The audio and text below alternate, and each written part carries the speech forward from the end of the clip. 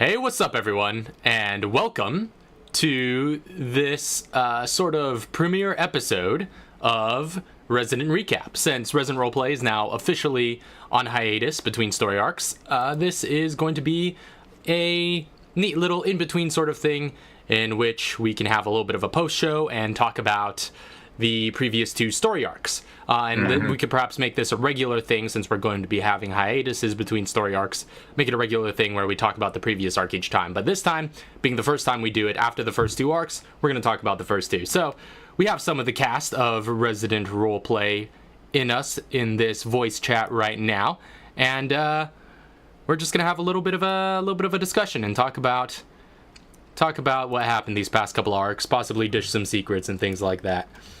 Possibly. How you guys doing? Doing alright. Yeah. I'm doing all right. Mm-hmm. So pretty much, that's good. Possibly, I think the only players that aren't with us in this little recap session are Nuria, or rather Ilo, who plays Nuria, Melkaya, and Sayers, but Sayers hasn't really been in anything since his appearance, but so pretty much just Melkaya and Ilo were mostly missing, but that's okay. Although I would have liked to talk about some of Katara's stuff from throughout these first couple arcs. She's in the chat though, so Yeah. Oh, who?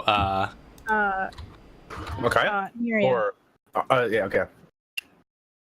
Is that right? Well, in either case, Osmic's here? what was that? Hello, Osmic's here. Get in the freaking voice. Yeah. Well, you don't have to if you don't want to, but I will say this. So today we put out a little bit of a bonus episode for Resident Roleplay, and that was quite interesting. That was a solo session. If you look at the description, you'll see that it was recorded on May 10th of this year. So that was nearly 2 months ago that was recorded.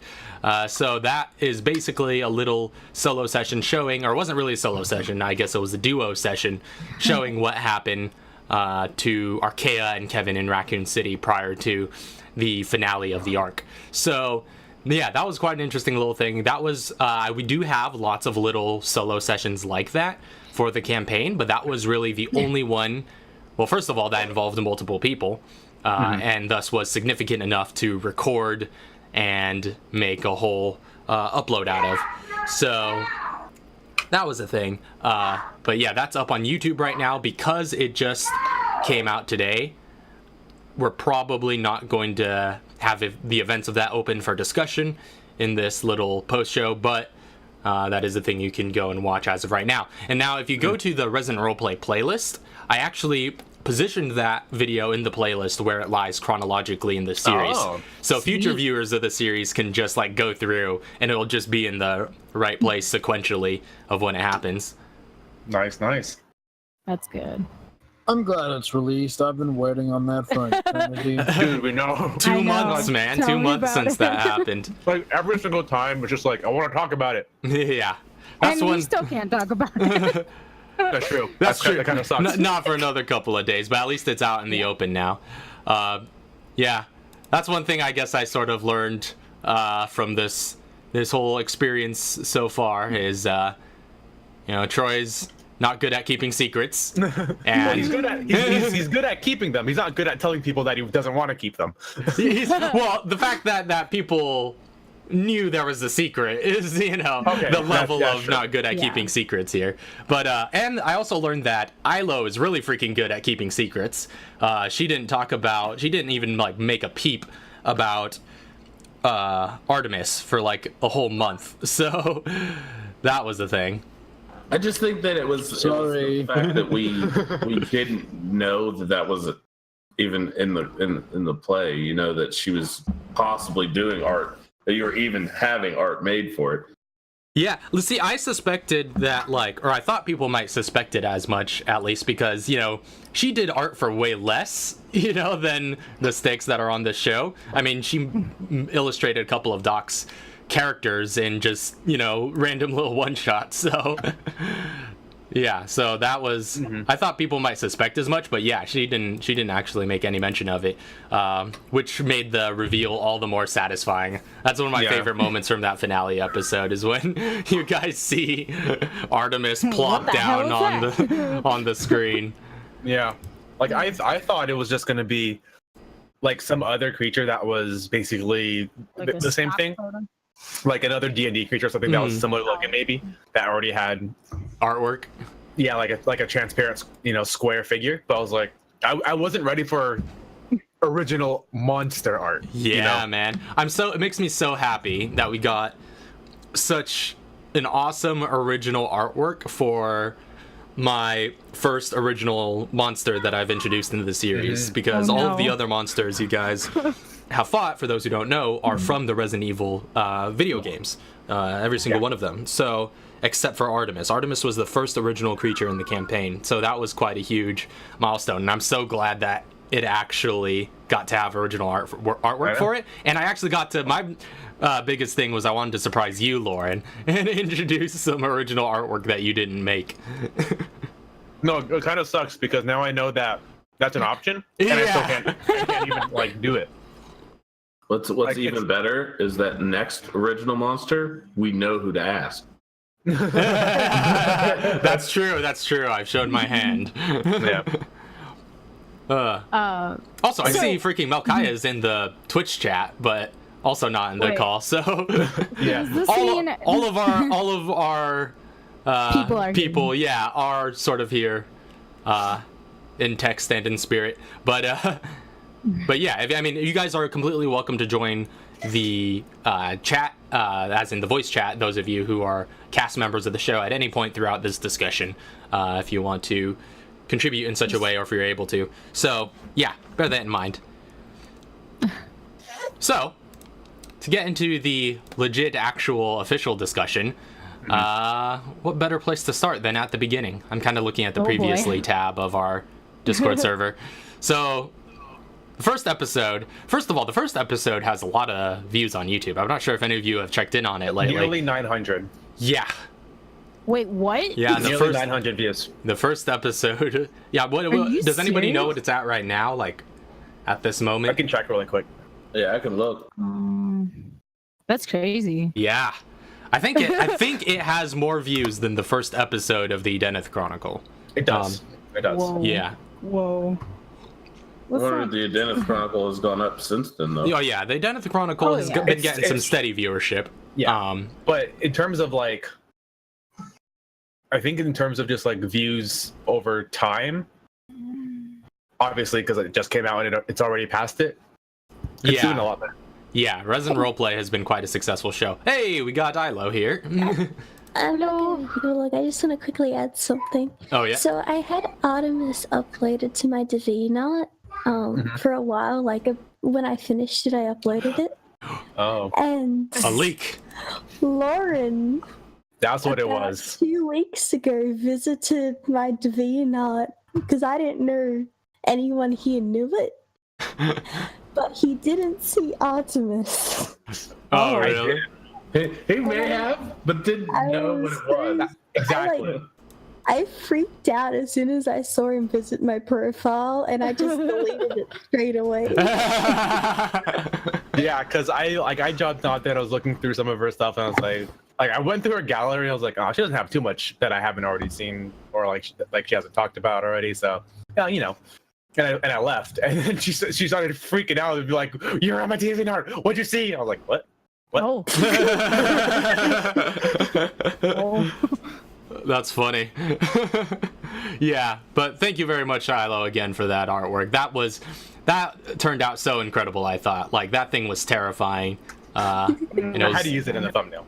Yeah, that was the first time original art has been used in one of the thumbnails, I noticed, or rather like original, character art, so to speak. Yeah. But yeah, that was pretty neat. And I will say, like, the first episode though does have kind of, I don't know, I feel like it's kind of gotten this iconic status now. Like every time I look at that thumbnail, I'm just like, man, that was way back in the beginning. I also had original art because I made that sign from scratch. Oh, that's true. You did make that sign from scratch. But that was the first original creature art that we had in there. Character was art, let's say. yeah, we'll call it Mine loosely character art. Mine says 888. Yeah. Wow. 888 views That's 8 months crazy. ago. 888.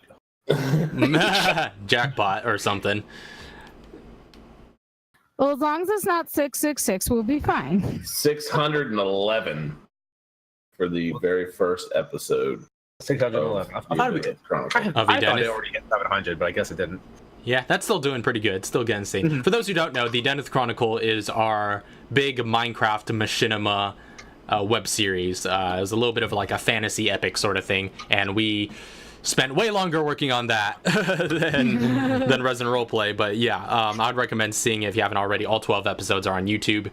That was quite an investment of time and energy and money in some cases, but Quite a good show. yeah. I suggest watching it more than once. It's very bingeable apparently. It is very bingeable. Especially if you're sick. When you just feel like sitting and watching something, watch that. That's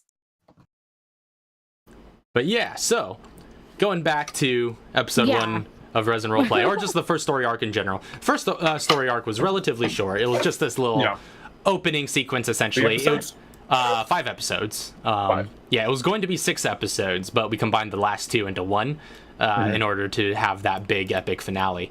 So that was the thing. It was kind of interesting how that worked out, where Doc wasn't in on the first session. Which, by the way, you're still Whiskers on this Discord server, so I'm not sure if you want to change that, but. I think I have it on every server. I don't do the whole swap stuff. Because like this is the last server that you're still Whiskers on. Because you're Salty Peanut on the community server. Your Whiskers here. That's because you have a nickname here in order to have the parentheticals for Chauncey. I'll have to fix that right now. Yeah. But yeah, so Doc wasn't in on that first session, and it was just, I guess it was just Emil, Arklay, and Katara.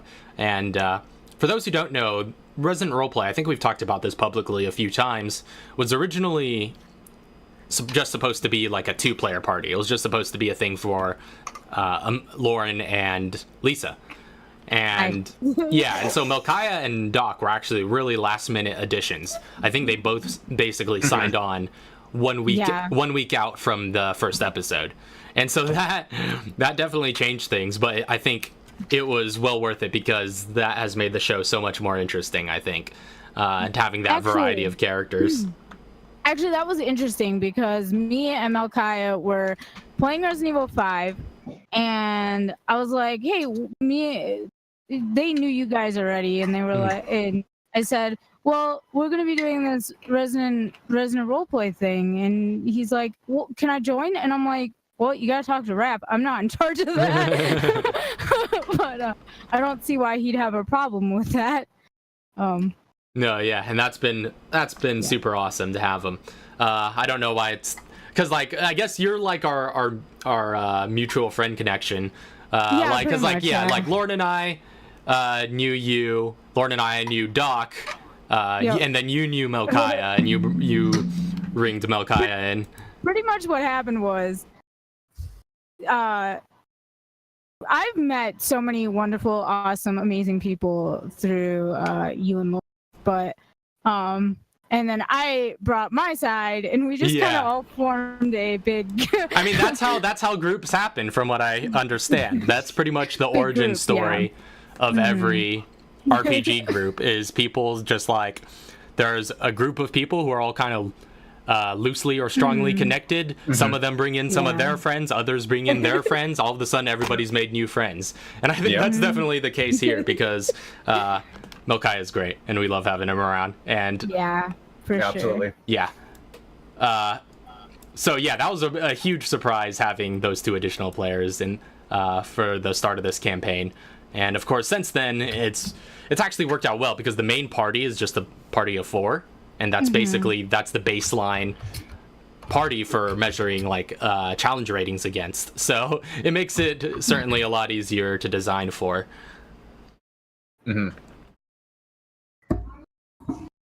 But yeah, so is there anything in particular you guys wanted to know or wanted to talk about within that first arc, those first 5 episodes? Actually, I didn't know what the fuck I was doing. poor Emil. Wait, did Emil not know what he was doing, or did Lauren not know what he was doing? Both of us. Oh, okay. Because, well, I guess I knew a little bit, but like Emil was just kind of, he just kind of showed up and he's like, Hi. you know, I don't know Nice this town, city you I don't know got these here. people, but I gotta find the freaking detective in charge of these disappearances. People. Yeah. Honestly, I completely forgot there was actually an Arc 1. And I Right? thought the arc we were doing was just an entire Arc 1. Yeah. Well, I think the first arc ended with Jack Carmine, right? yeah, that big tyrant boss fight. Now, Oh, God. yeah, that was interesting, the structure of that first episode, because it was basically structured like a session 0 for the whole party, except we didn't have the time to do session 0s for everyone. So in the first episode, I was just like introducing everybody one at a time, and I really like that sort of structure in role-playing games, though, and I think it worked out well. One thing I could say now about that first episode, though, was that so much of that first episode was just like completely off the cuff for me, because you know, obviously I knew, you know, we opened on Emil and Emil's entry into Raccoon City. Like the very first scene is Emil's bus getting to the I city. was so freaking nervous because you started with me. I was like, oh shit, what am I gonna do? Yeah. I was like as soon as Emil showed up, and like, and you step off the bus, what do you do? I was like, I really don't know. Yeah, it was such an open-ended thing for you because you're still relatively new to being a player at that point. At that point, and I was new to just like, well, new to being a player, and also like I don't know how to find somebody. Like if like it's the 90s, how do you find somebody who's missing? Yeah. You can't just like look up on your phone. I'm and be perfectly like, I'm perfectly capable of handling a like detective story from the comfort of my own computer. Where do I go to find information? Yeah. Also, hey, what's up, Oil? Nice seeing you in chat. Hi. Hey, Hoyle. And Square 37, I see in there as well. But Hello. but yeah, that was quite a thing, and yeah, so much of that was just off the cuff. Like, thankfully, I did a lot of prep in developing Raccoon City as a setting, so I knew what was kind of around and what was where. But yeah, like Emil was kind of running all over the place. Arklay in particular, though. Arklay, I had a couple of scenes. Yeah, the introduction of Arklay planned out to a certain extent. I had this whole scenario set up. But yeah, that scenario never saw the light of day because we were moving in a kind of sequential order, this kind of chronological order, and Emil took the whole day to get where I needed him to be. And so all of a sudden it was night, and I was going to open on Arklay just getting out of school. But since Emil took until night, I was like, shoot, what am I gonna do? What am I gonna do? And then I transitioned over to Arklay, and thankfully, thankfully you took the reins on that, and I was just like, oh my goodness, thank you. But well, see, I was in the exact same boat because everything was off the cuff there because me and Raph talked, you know, before the session, and I'm like, well, when do you want to, like, what time do you want to bring Arklay in? Because I was like writing down like notes and everything. He's like, well, I wanna bring her in right when she gets home from school. So I'm like, okay. So I have up to that point and nothing after that. So I'm just like, oh no. Yeah, so that completely caught me off guard, but thankfully you were able to improvise something, and I think it worked out incredibly well because looking back on that first episode, it doesn't feel improvised at all. Like, it felt like that was a meaningful scene, or at least not, maybe not looking back on it. I haven't looked back on it since we ran it, but I remember while that was happening, like the result kind of felt like a meaningful introduction for Arklay. Like, we see her family, you know, we see the kind of life that she's living now, and she talks to, what was it, Lena a bit about opens up a little bit about her background, how she's an orphan, how she's wondering about her parents, and I felt like it perfectly set up the character for the start of the campaign. Well, I mean, I did when I introduced my friends to it, my friends from my other campaign, one of them said after that first episode, they fell in love with Arklay, and I'm just like, oh. Yeah. Well, I'm glad. Now I'll say though, Katara's segment though in the first episode, that one was more planned, but also more last minute, since Melkai was such a new addition. Right. But yeah, I pretty much had to devise a scenario to be able to introduce this character, and I was like, all right, I guess she's working out. I knew she was working at the underground laboratory, and I also knew that the underground laboratory had an outbreak already going on at that point, because that happened way before the grander Raccoon City outbreak, weeks before. So, so I was like, all right, maybe that'll be the scenario in which I introduce her. And basically, I had to give her a little companion NPC in order to make that a little bit more effective, and that's where Grimson came in.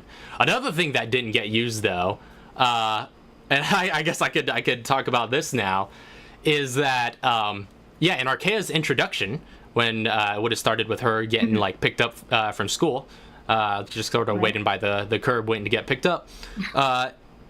Arklay would have met a classmate of hers, who is also Grimson's son.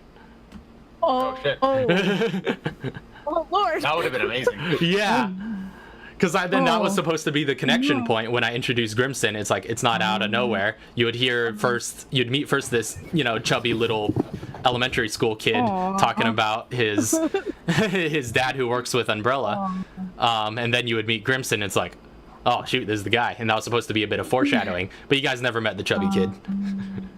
Oh, Screw that guy. Now I kind of wish we could like play that out because that sounds amazing. Oh well, that's role playing for you. So I mean, now that we know that though, we totally killed his dad.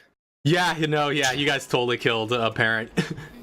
So what happened to the chubby kid? Yeah, I know. Yeah, He probably got They hold nuked. a funeral for him. well, I was gonna say, like, I imagine that Umbrella as like a company would be like, all right, contingency plans in action, get everybody out the city.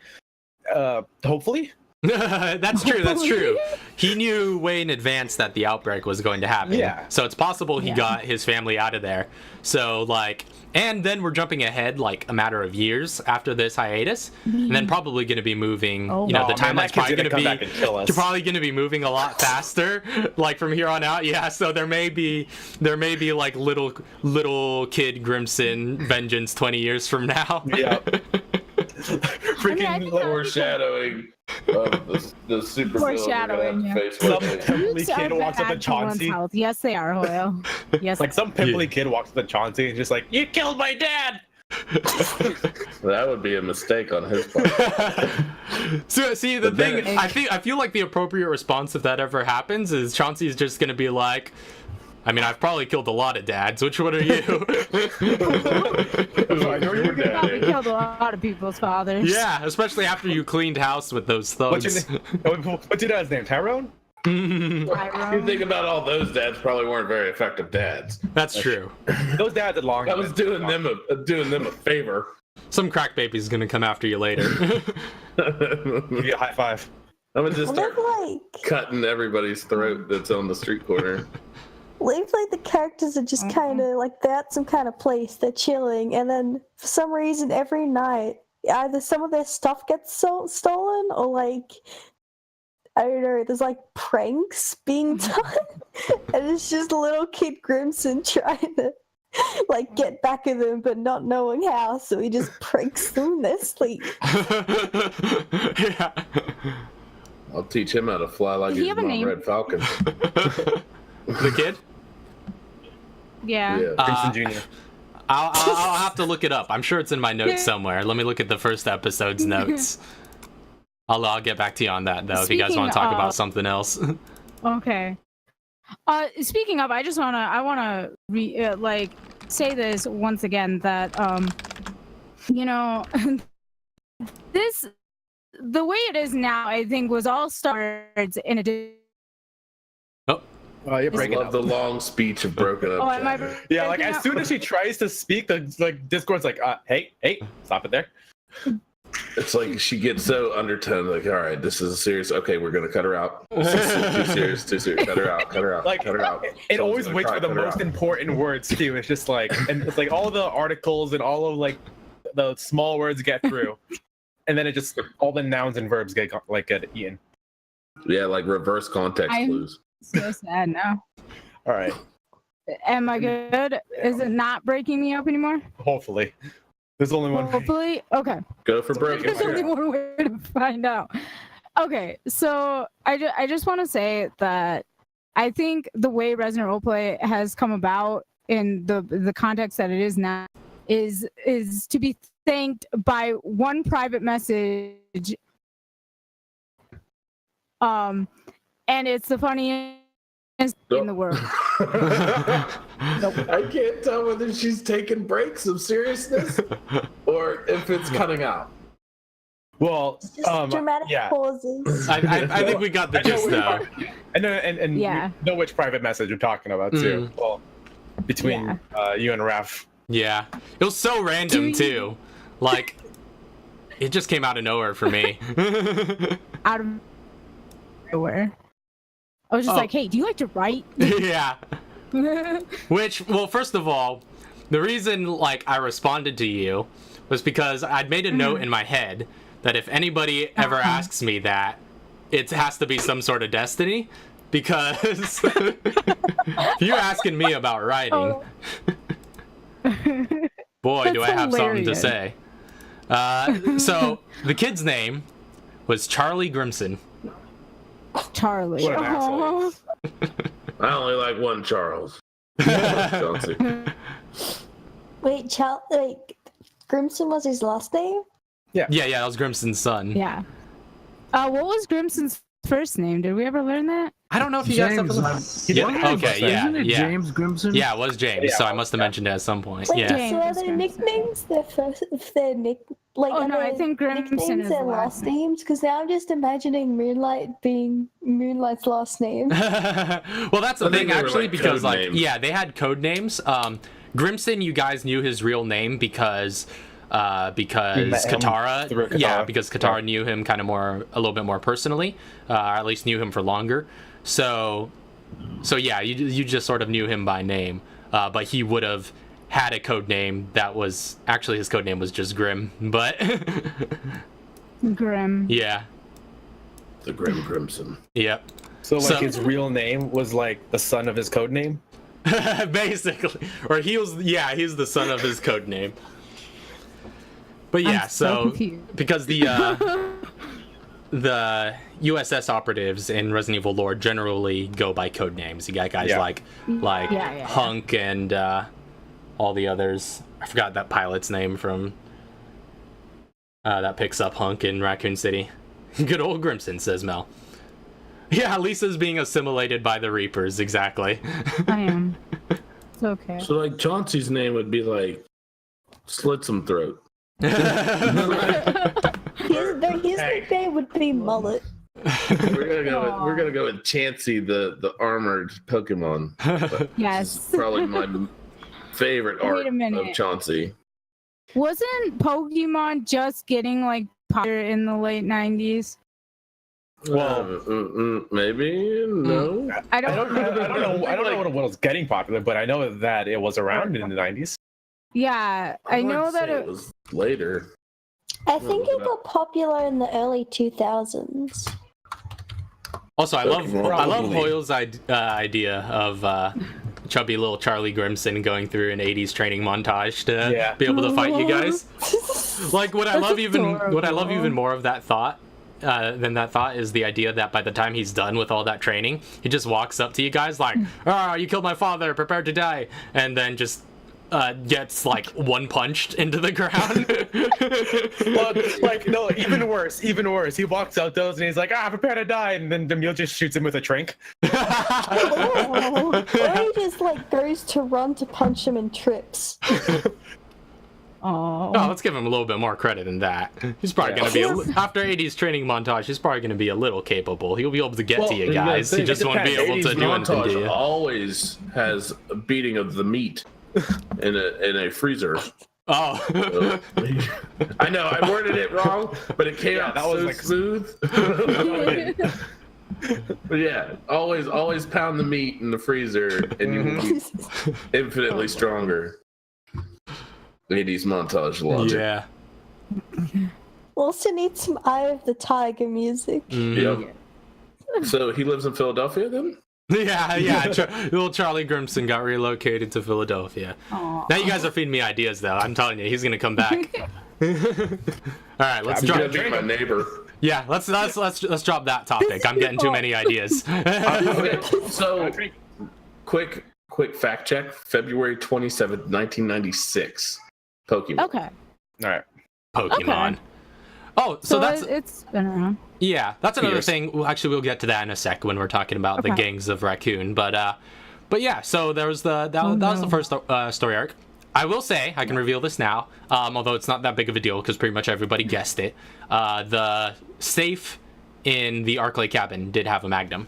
Had a Colt Python, so you could have gotten that a lot sooner if you guys doubled back for that safe. Well, it's exploded now. Yep. Oh wait, you told us what was in it, or No, I No. never told you guys until now, but it doesn't really matter because everybody guessed it anyway. Yeah. Oh. I don't think I guessed at it. I don't think it was a thing for me to care. But yeah, it's like that whole sequence is probably like my favorite because it's like the first time introducing it, in my opinion, my most serious character. Yeah. So it was a good story. Like and like I see it. You guys say it's a story arc, but I think it like the whole story arc from the very first episode till last week's episode is all one story arc with miniature arcs. Oh, yeah, We I see always what had you mean. little locations where we spent numerous episodes in. Yeah. Well, yeah, that's just like the general structure of an RPG campaign in general. Like the cabin. But yeah, but like with the cabin, yeah, I feel like that kind of stands on its own as a very confined arc. That was Yeah. pretty much just your guys' first Resident Evil game. Yeah. So Because it had a falling action. exactly, yeah. There was a resolution to it. Yeah, there was a resolution, there was an ending, everybody met like certain objectives. But yeah, so that was quite interesting. And like I said, there was a little bit of like with Mike Foster being a major NPC in that arc. Like I said, that wasn't really planned from the start. But Emil freaking saved his life when he was supposed to die in the first episode. And that's where it started. That's where it started. To this day, the pattern still holds that whoever Emil decides to heal is not going to die. The only person who has ever died on Emil's watch was from it was from Artemis. Yeah. Yeah, because he just got one-shotted. So here's a question, everybody. Test everybody's memory. From the first story arc, what was your favorite moment Ooh. Like it. from the first arc? Moment from the first arc.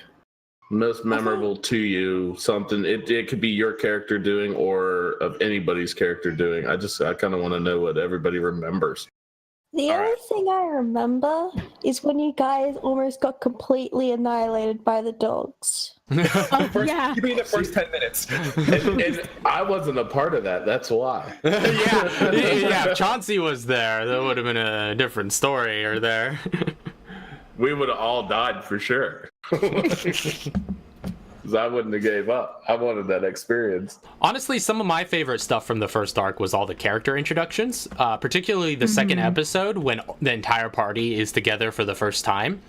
Yeah, in that second episode, there was some great character interaction that I loved in that. And that was super cool because that was, again, this campaign has been my first time GMing. So just to see the interactions that were going on in that second episode without any direction from me, that was like kind of my first taste of like, oh man, this is what that feels like, in an RPG that I'm GMing for. And it was so satisfying just to watch you guys kind of talk amongst yourselves. I loved Katara and Chauncey's first meeting. Yeah, that was just like great. a clash of personalities, and it was beautiful. And yeah, they were just giving each other so much attitude, and Chauncey was whipping out the badge, and I was like, yeah, This is role playing. And of course the final battle with the tyrant. You know, it's hard to say that wasn't one of my favorite moments because that was pretty amazing. Yeah. Also, like having Emil be the one to take it down. Yeah, that was poetic. Yep. Shakespearean. And playing that crazy scientist was pretty fun too. Oh my god, what was his name? I forgot. Let me look it up again. Good thing I got all my notes here on the other screen. So Lisa, what was your favorite moment? Okay, so I have a few actually. Howard Because I put Quincy. so much work. What? Howard Quincy was the guy's name. Oh, Quincy, that's right. Yeah. Because I put so much work into previously with Raph, I think the tapes is one of my most memorable moments. Mm-hmm. Because like I said, me and Raph just, well, he probably put more work into it than I did, but I voiced and that was it. And Well, you wrote too. You wrote all of those tapes. I wrote the script. In case anybody was wondering, yes, I wrote them. Yeah. So you wrote all of the cassette tapes that Arklay would have found, the ones regarding Aiden and Yuko particularly, and Simmons, Dr. Simmons, who was her previous caretaker. So yeah, Lisa wrote all of those.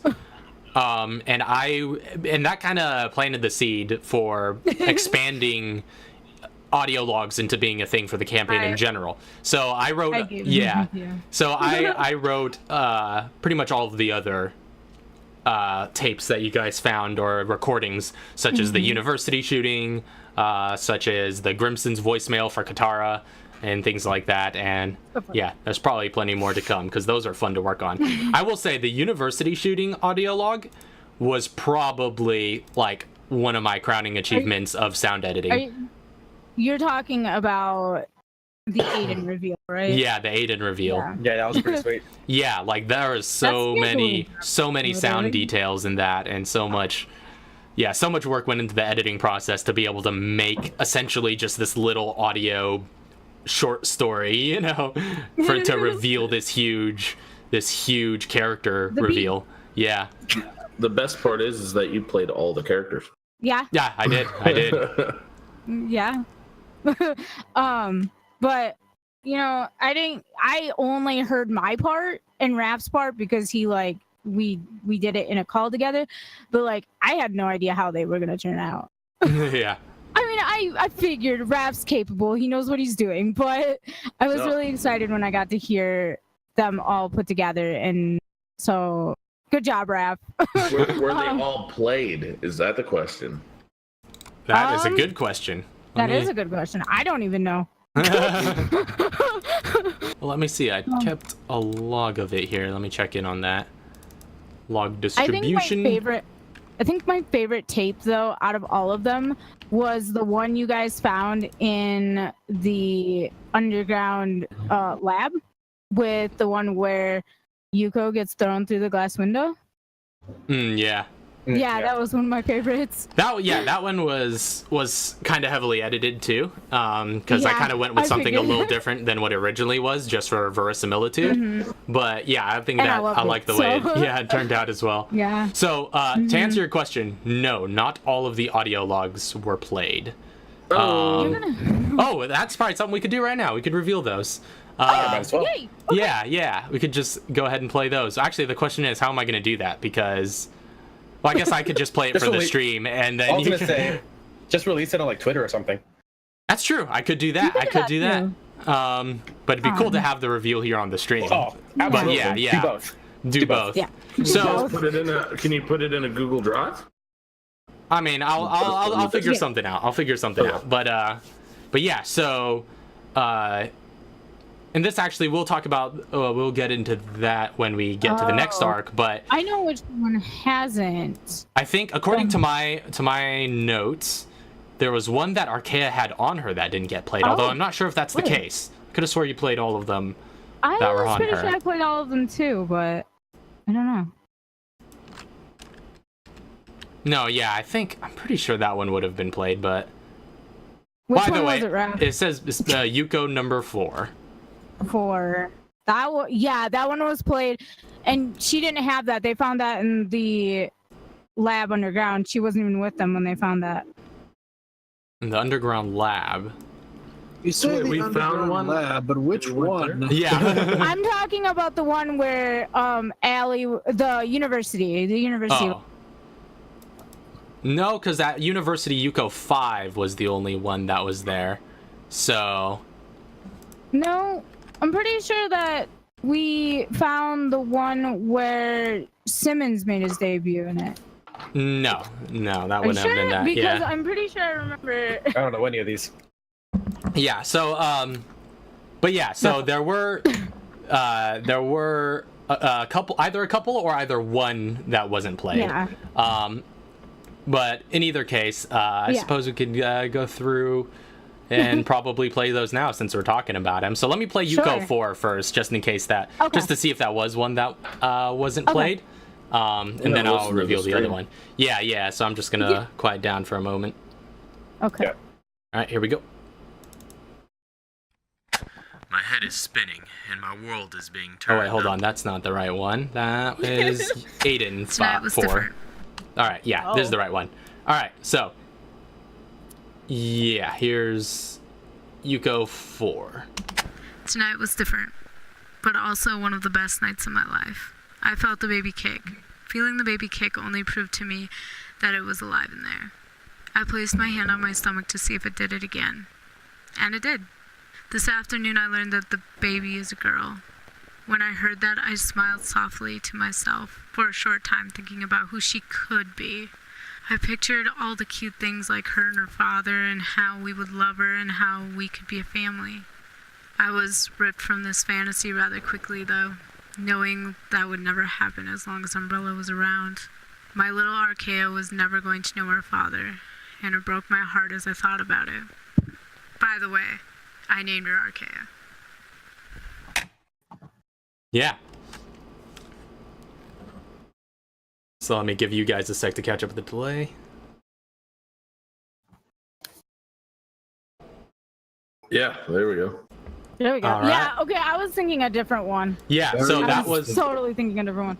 So I guess it makes sense that we played that here, though, because over the course of the break, your guys' characters will probably have heard that one, since that one is in Arklay's possession. Right. So yeah, that was so that one definitely didn't get played. So yeah, No, there was that. Yeah, I totally thought it was a different one.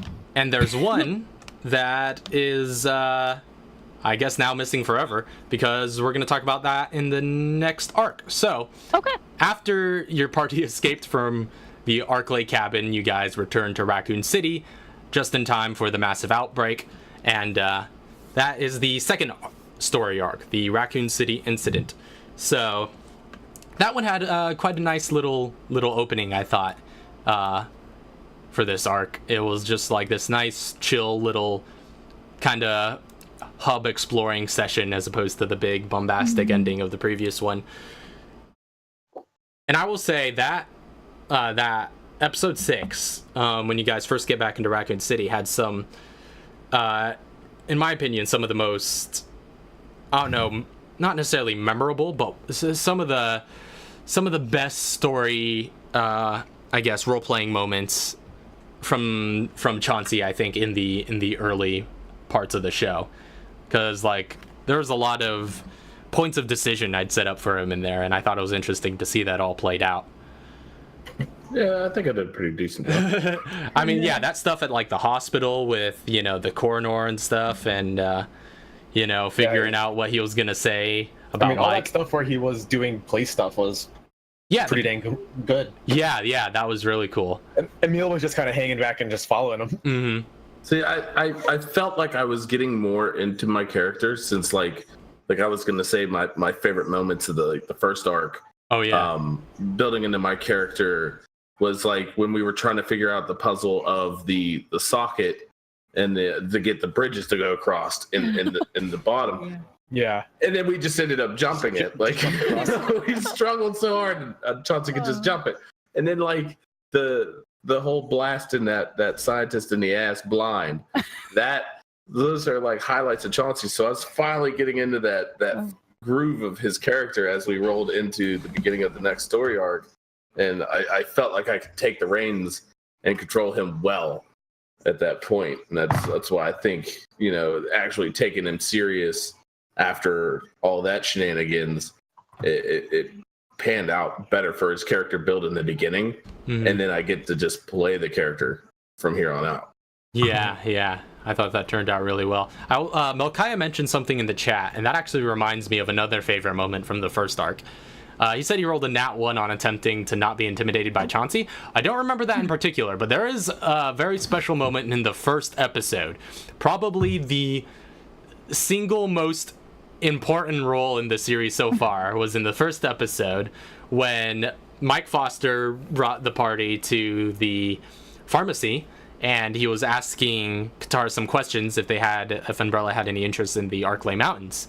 And Katara said, no, we don't have any whatsoever. And I had her roll a deception check, and she actually rolled a 0 because with a natural 1 - 1.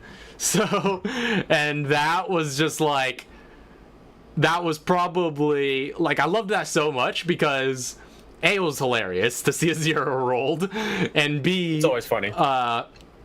And B, it was just like so important for the story that deception fail, you know, because like if she rolled a natural 20 on that deception, I don't know what would have happened. It's just like, oh, well, I guess Umbrella doesn't have any interests up in the mountains. I guess that ends that lead. It's just like, obviously, story. yeah, and then the story ends. Campaign never takes Campaign off. over. Yeah. Katara is no longer a character. Yeah. So I was wondering, like, did you not have any like backup like plot Well, I hooks mean, to get us back up there? I probably would have improvised something, just because, you know, again, a lot of that was just improvised to begin That's true. with. All that So, early stuff. Yeah, so I probably would have thought of something, but it just like that resulted in such a way that it ended up being the fastest route to get you guys up to the cabin. So, but yeah, that was so funny, but so perfect at the same time for the story. Could you have made it though that it was like no matter what it would have failed? I mean, I could have imposed disadvantage. I never force anything as far as like, I mean, you know, within reason. I don't really like forcing outcomes. You know, if something's being rolled for, then, you know, I like having the chance for either succeed or fail. So I had her roll for that. And like I said, it would have been detrimental if she did really good on that deception, but it wouldn't have been the end of the world. I just would have found another way to get you guys up there. So yeah, if I think like the odds are against somebody realistically succeeding at something, I just impose disadvantage. But otherwise, don't really, you know, do a lot of that much of a that hard of railroading where just like something can't succeed unless it's something within reason. Like if you're saying like, there's this big old boulder in our path, I want to try and move it. I have you roll a strength check. If you roll a natural 20, you're not moving the boulder, but you know, depending on the size of the boulder. If it's a, you know, reasonably sized boulder, then maybe you can move it. But if it's like, if you're like trying to move this mountain, then and I make you roll for it, you could assume you're not going to do anything regardless of how well you roll. But something different will happen depending on how well you roll. You're not Chris Redfield. Yeah, exactly. No boulder punching here. I will say something about the second arc. Mm-hmm. As far as exploration and as far as characters go, it really starts to open up.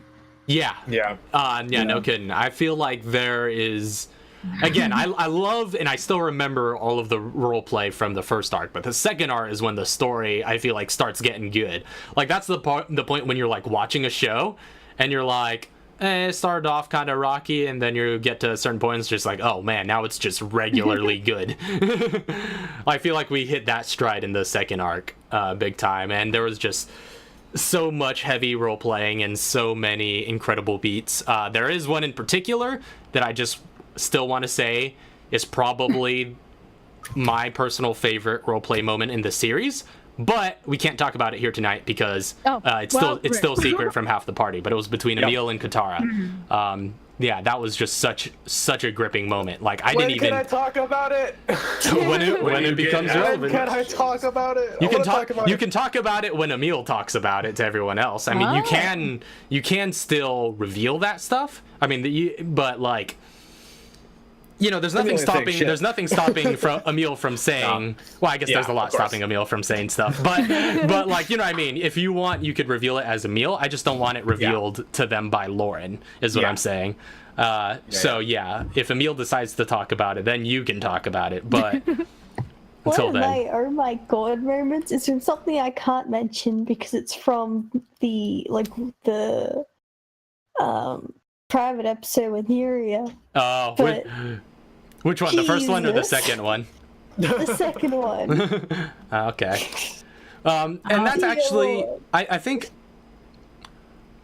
No, we'll get into that later. But I was gonna say I'm not sure how much we can say about Nuria just yet. I think we'll save most of that stuff for when we return in the next story arc. But yeah, so that was the thing. But yeah, so the second story arc, when things really start picking up, you guys meet Doug, and we start having just a marathon of guest characters. Yep. And you guys leave him up there in his cabin. So when you guys get to the underground laboratory, though, there's quite a lot to talk about here because, well, excuse me. First of all, there's a little bit of the underground laboratory that you guys didn't quite get to because you guys kind of left in a hurry after a certain point. After you guys reunited after getting split apart, you guys just sort of left. And you knew it too. I remember like you guys were on your way out. You get to that Y-shaped intersection from Resident Evil 2 where there are different ways you could go, and you guys just went the way that you knew was out. But yeah, so I could talk a little bit about what was in that other direction now. Oh, yay. Oh, Yeah. really? Yeah. So what you guys missed out on, first of all, was you guys missed out on the last Yuko tape, or at least not the last one. I guess the one on Arklay would have been the last one. Yeah. But yeah, you guys, the only one that you guys missing ones. Yeah, the only one that you guys, as of right now, have not heard was in that other direction. So I'll go ahead and play that for the stream. But yeah, because this tape is completely gone. So bear in mind, anything you hear, yeah, right now, your characters do not know because this tape has been nuked. Well, I'm not gonna listen to it then. I'll just say I'll keep the stream muted. Blissfully ignorant of it. All right. Well, I mean, I play that card always. Yeah. All right, here it goes. The taste in my mouth was awful, and keeping any sort of food down is impossible. I am about 8 weeks into this, and it's already harder than I thought. Sleepless nights and painful days, it's not what I expected. Although, I'm not sure what I expected. I saw my father today, and he kept saying that this was for my own good, and that I would understand someday why it was so important. Easy for him to say. He doesn't have to carry a living thing inside of him. I always wanted children, but this is not how I imagined it. My poor mother, bless her soul, would kill if she ever knew what happened to me after she died. In a way, I think she knew what they had planned, and that's why she tried to stand her ground when they came to get us from the house that day. Although what my mother did seemed in vain, I still thank her. She tried to give me a better life than that of a caged animal. Let's face it, that's what we are. I love you, Mom, and I always will. But know that I wasn't alone. I had a friend, someone that I loved deeply. His name was Aiden. I will always love him until the end of time. Yep. So that's that. We lost Lisa. Oh no, she's gone. Which I was also noticing, because I am kind of peeking at the stream, is that I have changed my name in Discord, but it has not changed on the stream. It changed. Oh well, to me. that's because I see it changed on like the right hand panel. I think you have to leave and come back into the call. Yeah. Well, okay. There it is. There it is. Yeah. You're a salty peanut now. I am a salty peanut. That's my kind of character. Like you have to be a salty peanut kind of person to play the characters I play. Sure. Describes my life. I'm very saucy. Chauncey's a salty peanut. Like I said, every character I play, which we said earlier, if you were listening, we were saying about how much art you did for this for me in general in all of our like little one shots. And then you did the art for Artemis, and nobody even assumed that you were going to be doing the art for Artemis.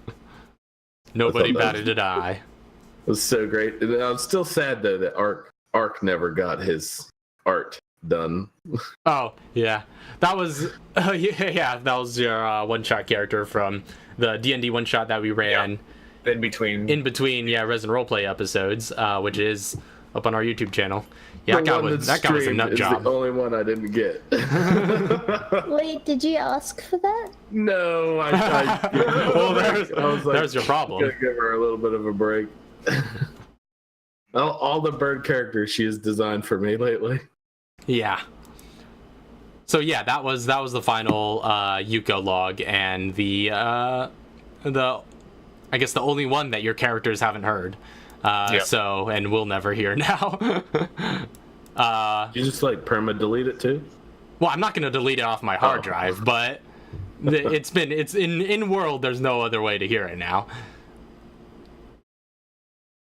Lauren's gonna sneak in one night.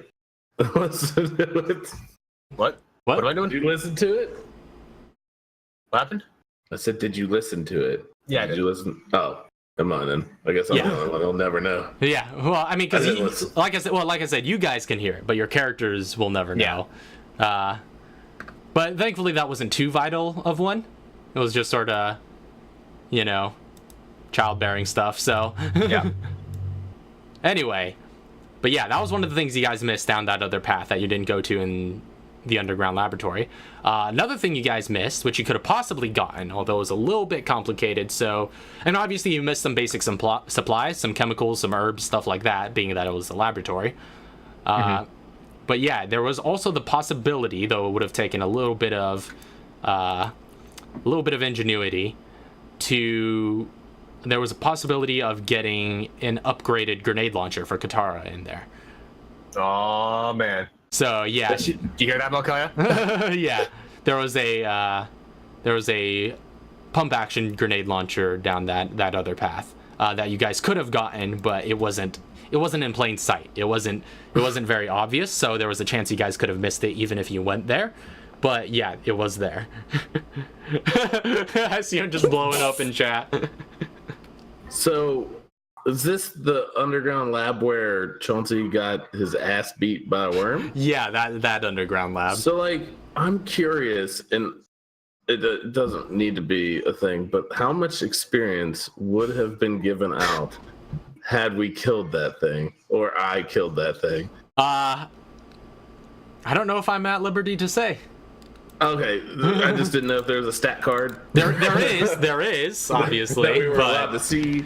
There may be a worm in the future. We're not allowed to see. Exactly. There may be, T-virus is still a thing. Yeah, like there's always a possibility that you could run into. I'll wait till I fight it on my own again. Level up a little bit more. I'm gonna go wreck that worm. It'll be Chauncey's end goal to kill that worm. If the nuke hasn't destroyed it. Oh, it could be a different worm. That worm. But it'll still be that worm to Chauncey. Yeah. They all look the same. I'm worm racist. Yeah, I will say though, species. that episode, Rebirth, one of my favorite episodes so far, and definitely one of my favorite thumbnails. In fact, I would say the thumbnail for episode 21 with Artemis. The thumbnail for Artemis is probably takes the cake for my new favorite thumbnail. But before that, it was Rebirth for the longest of times. Rebirth is so much cooler. Yeah, that one, the Rebirth is pretty darn cool. But I don't know. I love how, accurate that Artemis one is. Like, I feel like that just encapsulated the moment so much in a way that doesn't look janky or anything. Yeah. The best part is it was exactly how I thought I wanted the thumbnail to be, because like that idea of having the chopper shining a light on it and everything. It's like it turned out exactly how I wanted to. So I didn't have to sacrifice anything because I couldn't find the right image or anything. Mm-hmm. I think Rebirth though is probably my favorite episode altogether. Yeah. Of all the episodes. That's when you've gone back and watched. Dynamic. Yeah. Yeah. I've watched that one probably numerous times. The dynamic of splitting up the group and being able to hold my own. And it was a good control over the story and still being able to do like almost like a one shot on the side. It was interesting. Yeah, that was a super unique episode. And definitely, I don't know, probably one of the more unique story structures I've ever seen happen in a role-playing game ever. Like, I don't know if I've ever seen that type of scenario played out in such a way in any other campaigns I've watched. But yeah, that's definitely one of my favorites. And that moment where Katara becomes evolved is still probably, I don't know, one of my favorite moments in the whole show. That was definitely.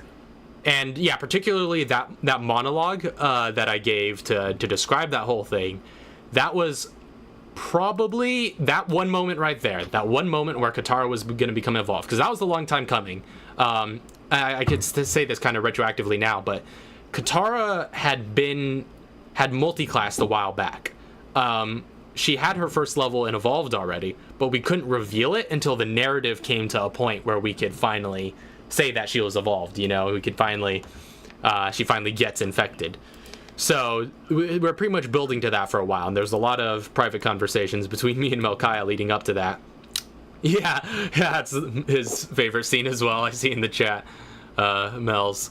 But yeah, so that was a long time coming, and that was probably the monologue for Katara becoming infected was probably the most work I've ever put in on a description that might not get used. In fact, didn't get used, because basically there was a couple of different things that could happen there, because Melchiah had a solo session with Katara in which he had her make a formula that she was going to use to become evolved, and you guys knew about that. That was the vial that got stolen from you guys.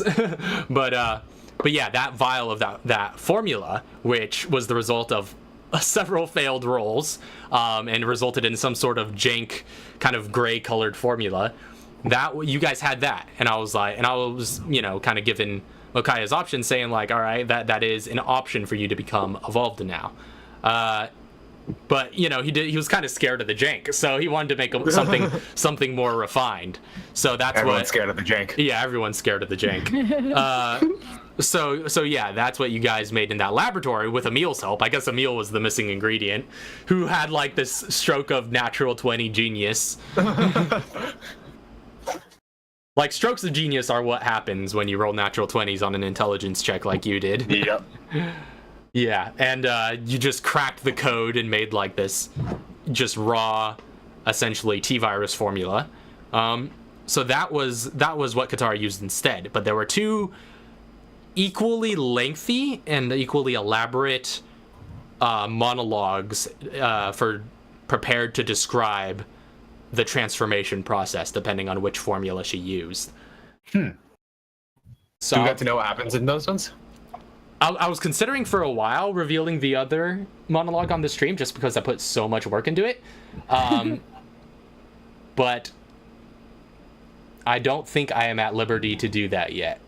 Is it the type of thing that like those might come up later too? It might. I mean, you guys don't know, because you don't know what happened to that vial. It wasn't on Grimson when you guys caught up with him. Oh, well, what I mean is like, okay, never mind. I guess what I mean is if I ask more questions, I'm just gonna find out. Yeah, basically. So I'm not gonna ask any more questions. But yeah, and I was actually surprised by how open-ended you guys left the USS stuff, because you guys just sort of killed all of them, which is awesome. You guys survived. Congratulations. But there's a lot you guys don't know. There's a lot of information that you could have learned that you don't know because you didn't get the chance to ask them any questions before you killed them. Yep. They weren't gonna tell us. Yeah, you don't know. Well, I mean, not with your charisma. That wasn't me speaking. That was Emil. Yeah, that's true. Here's the question, GM. Uh-huh. Will any of that information come back to bite us? Oh, absolutely. You don't know. We know now. Everything's coming back on us. I'm fully prepared for literally everything to just pop up somewhere and just be like, hey. Yeah, there are some outcomes of this story arc that may have some lasting repercussions. But I'm pretty sure I can think of a few. Freaking Charlie Grimson, man. He's gonna get you. I have something that I would like to talk about just a little bit. Everybody's probably wondering why I put so much work and effort and blood, sweat, and tears into Arklay and then just kind of threw her off to the side in the second story arc and said, nope, done. Well, to answer that question is very simple. Little girls have little legs and they don't run very fast. What does that even mean? They can't run very fast. So danger is danger to them. Also because you're tiny. Yeah. Well, I'm tiny, but I find that hard to believe that danger is danger to a little kid that literally, first episode starts everything on fire. Yeah, burns everything and literally set up a trap for fellow teammates to trip over outside of a door in a cabin. God. So you are not afraid of danger. No, okay, Arklay is not afraid of danger, but there are certain things in just the mechanics of D&D. So you got rid of her because she had 25 movement speed? That, and I wanted her, originally the plan was to not bring her back until the next story arc happened and she was grown up and she was, a person. Yeah, that's always good.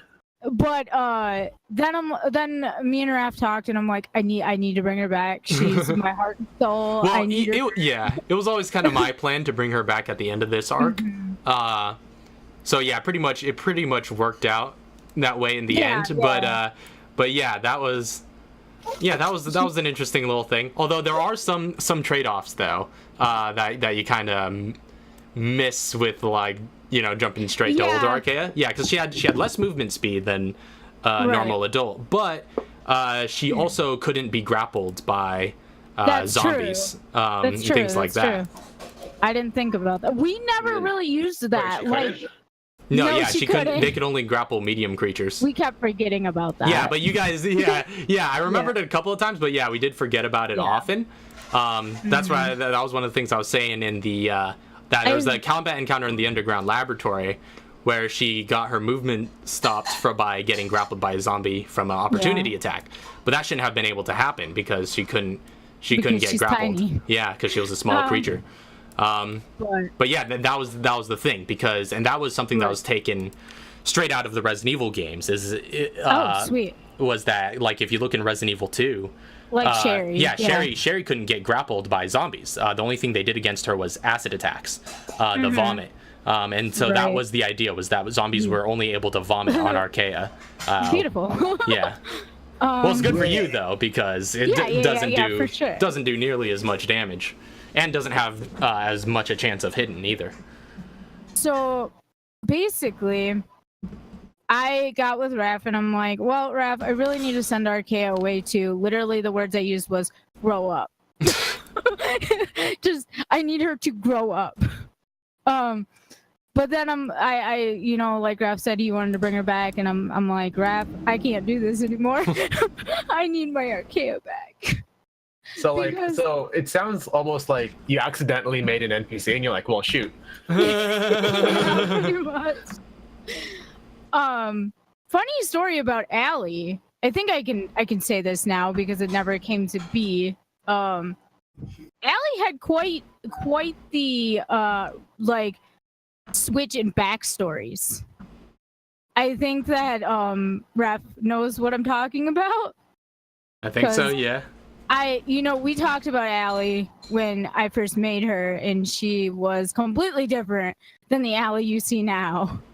Like, Allie originally was supposed to be like a little girl from Raccoon City that was injured in a car accident, and Umbrella came and like said, okay, well, we'll fix you, but you have to do this for us. So, like, she turned from a little child into this big badass like Marine. So you almost switched a child for a child? Yeah. Well, no. I mean, When she was that was her a backstory. child. Oh, so that was When like, she was a child, yeah. Okay, so you mean like No. like 15 years ago when she was a child? Yeah. She was gonna be 30 something in the actual story, but Okay. yeah.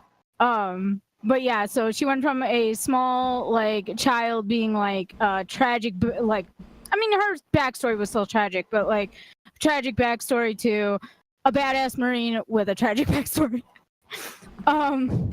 But her inspiration, I assume most of you know where it came from, that have played the Resident Evil games before. No.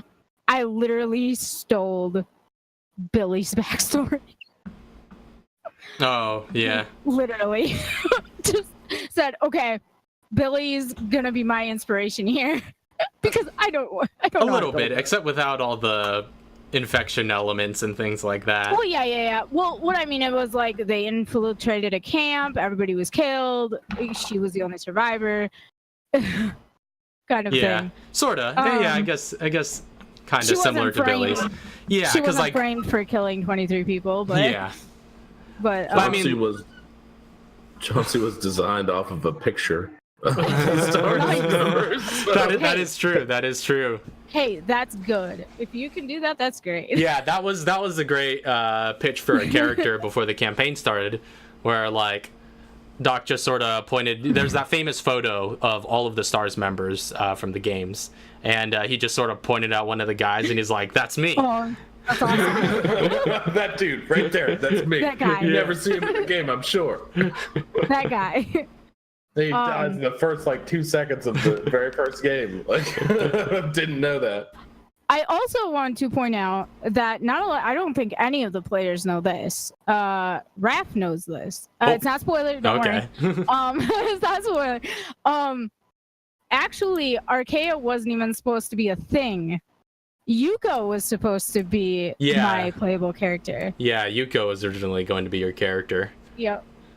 See, like, I find it. Isn't Yuko an actual character? Yeah, Yuko was an actual character. I find that maybe picking the child was like good story wise. Yeah. But play wise, probably wasn't very fun. Because here's the thing. I think what happened was you created you had the character, and it's a really good idea for a character. Love it. Yeah. But everything that we did should have been our backstory. Yeah. And like the other thing is that like natural adults would not bring this child into like That's little right. And there were so many times like Emil tried to kick her out of the group. Yeah. And then like the scene where we're fighting Grimson, like would those soldiers have shot at Arklay? That's I mean, I'm sure they would. They knew exactly who she was, probably. Yeah. Well, they probably would have tried to protect her to keep her. That's true. Well, they could have at least like disabled her. Yeah. Brought her down to zero and dragged her off. Yeah.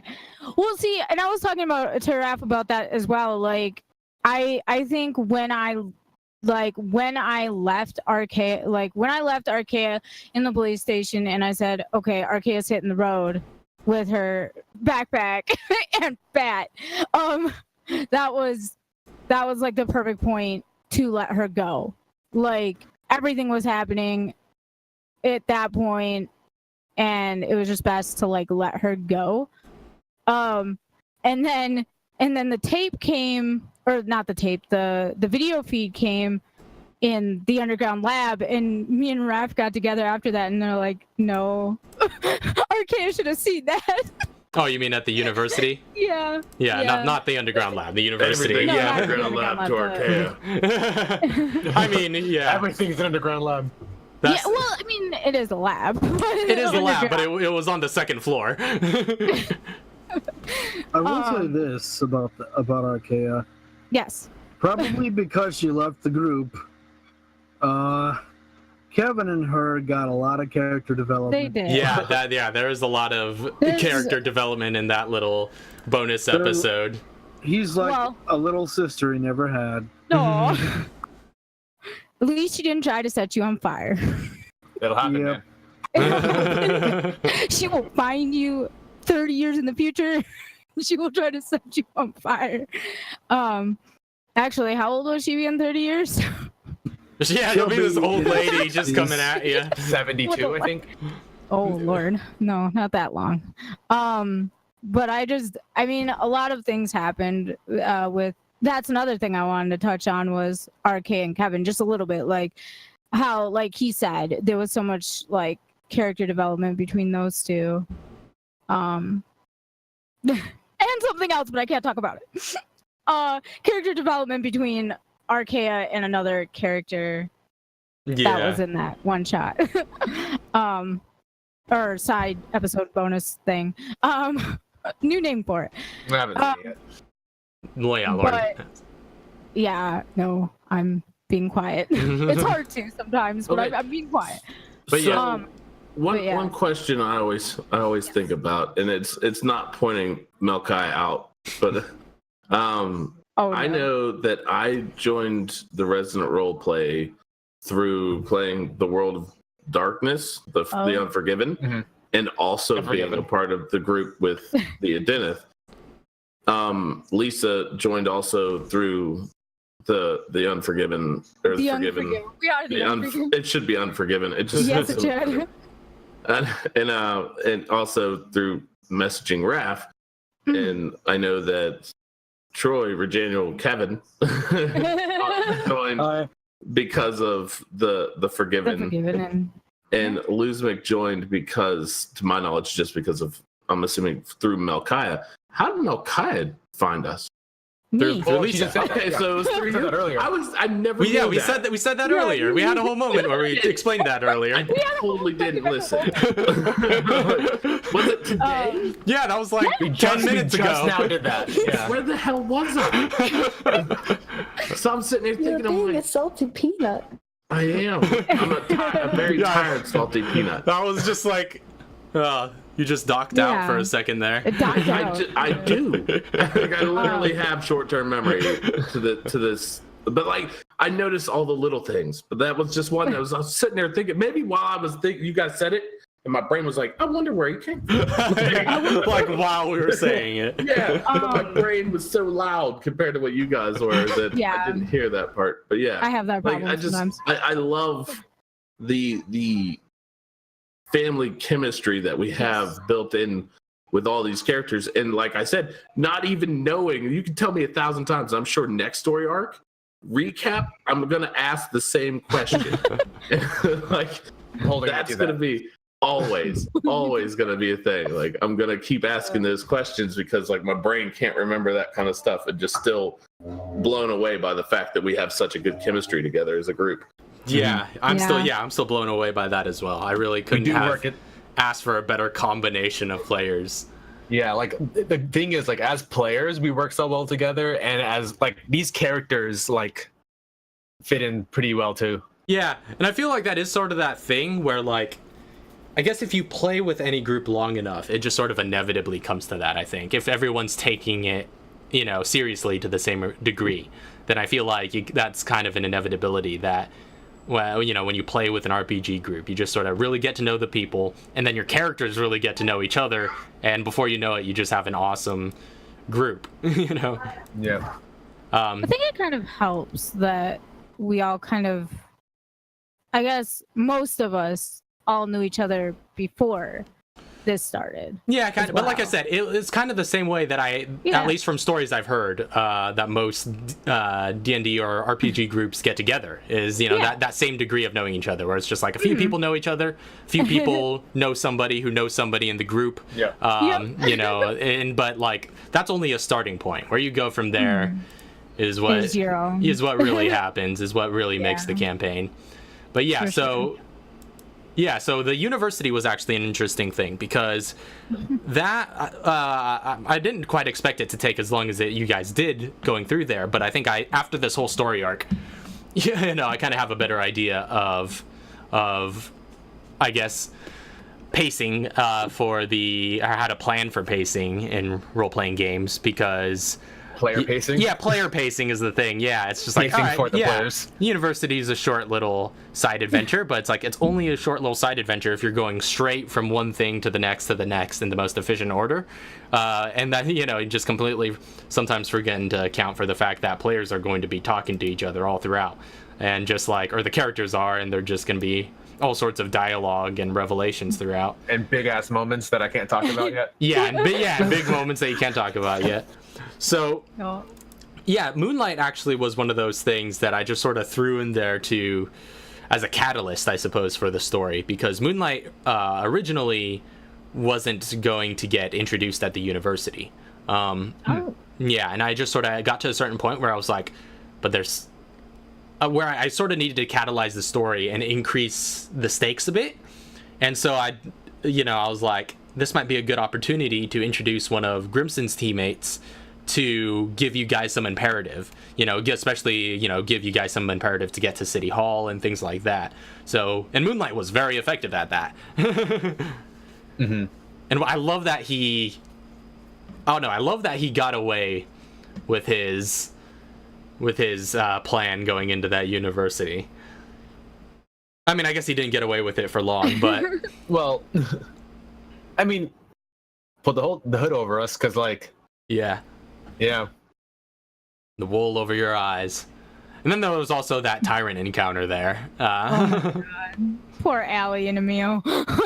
Yeah, that was pretty interesting. I will say running Mr. X was just really cool as a Resident Evil fan to be able to run one of those. And now he's dead. Yeah. Hopefully. Yeah, and then got stabbed to death by freaking Lauren dual charactering. Nothing more dangerous than a tactical player dual wielding characters. So Yes. But yeah, I know Doc was kind of sad that he missed out on that, because he really wanted to fight Mr. X, but it's okay, Chauncey has. That would have been epic. So my question now that the arc is over, this covered 2 and 3, right? As far as chronological game order. Yeah, 1 through 3. Okay. So I suppose. Okay, yeah. 1 through 3. Okay. Okay then, that's cool. Because now we as players know that Mr. X is dead because Leon killed him. Well, that's not. That wasn't the same tyrant. Yeah. Oh, that wasn't the same tyrant? No, that wasn't the same tyrant at all. I thought he just got up and walked off. And went... You guys were miles away from Leon's tyrant at that time. Yeah. In fact, that tyrant didn't even pop up till later. He gets dropped through the police department rooftop on the 29th. You guys left the city on the 28th.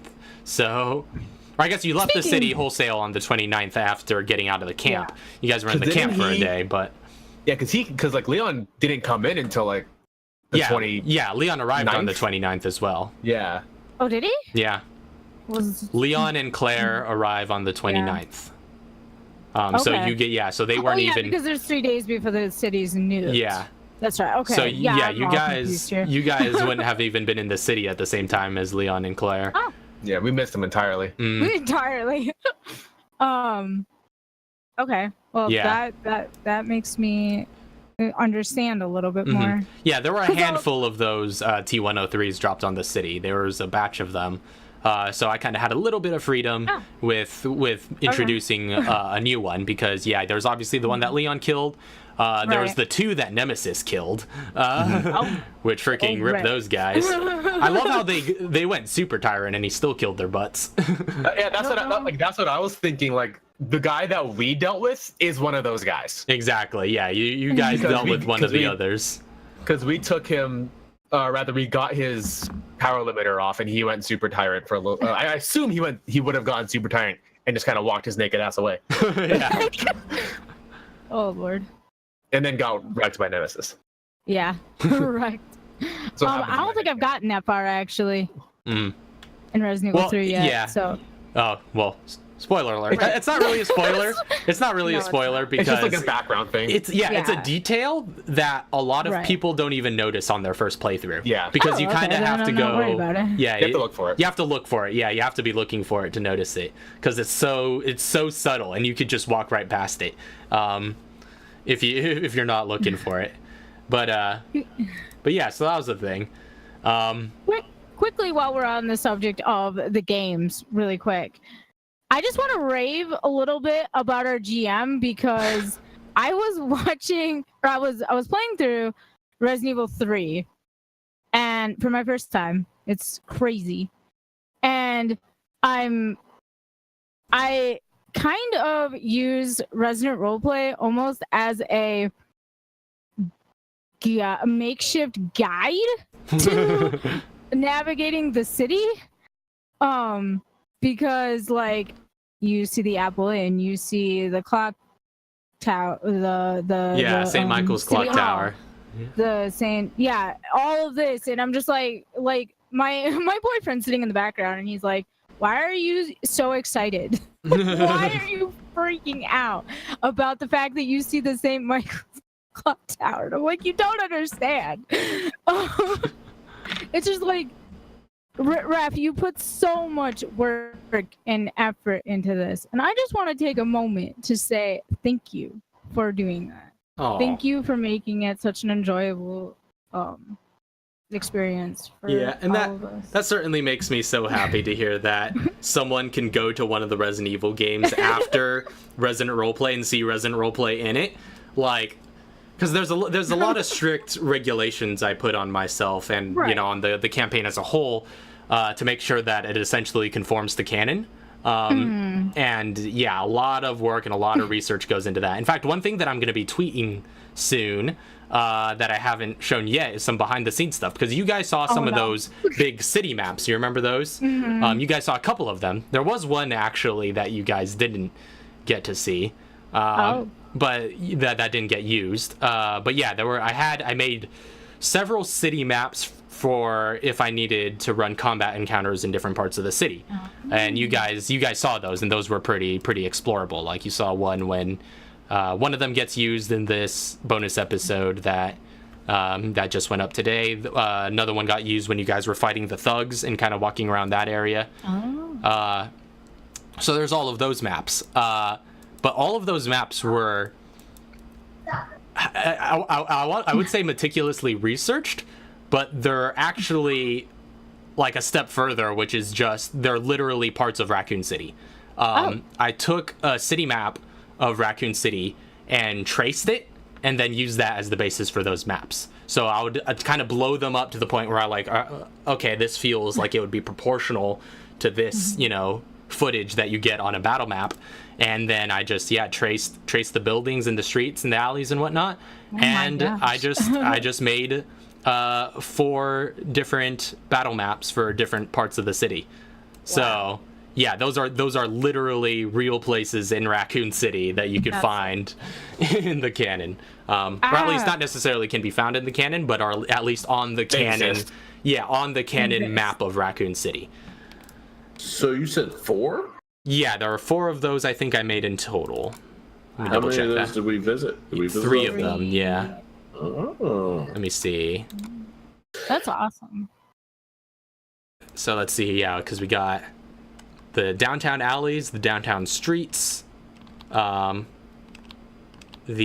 uptown alleys, and the uptown streets. Yeah, so there's 4 of them.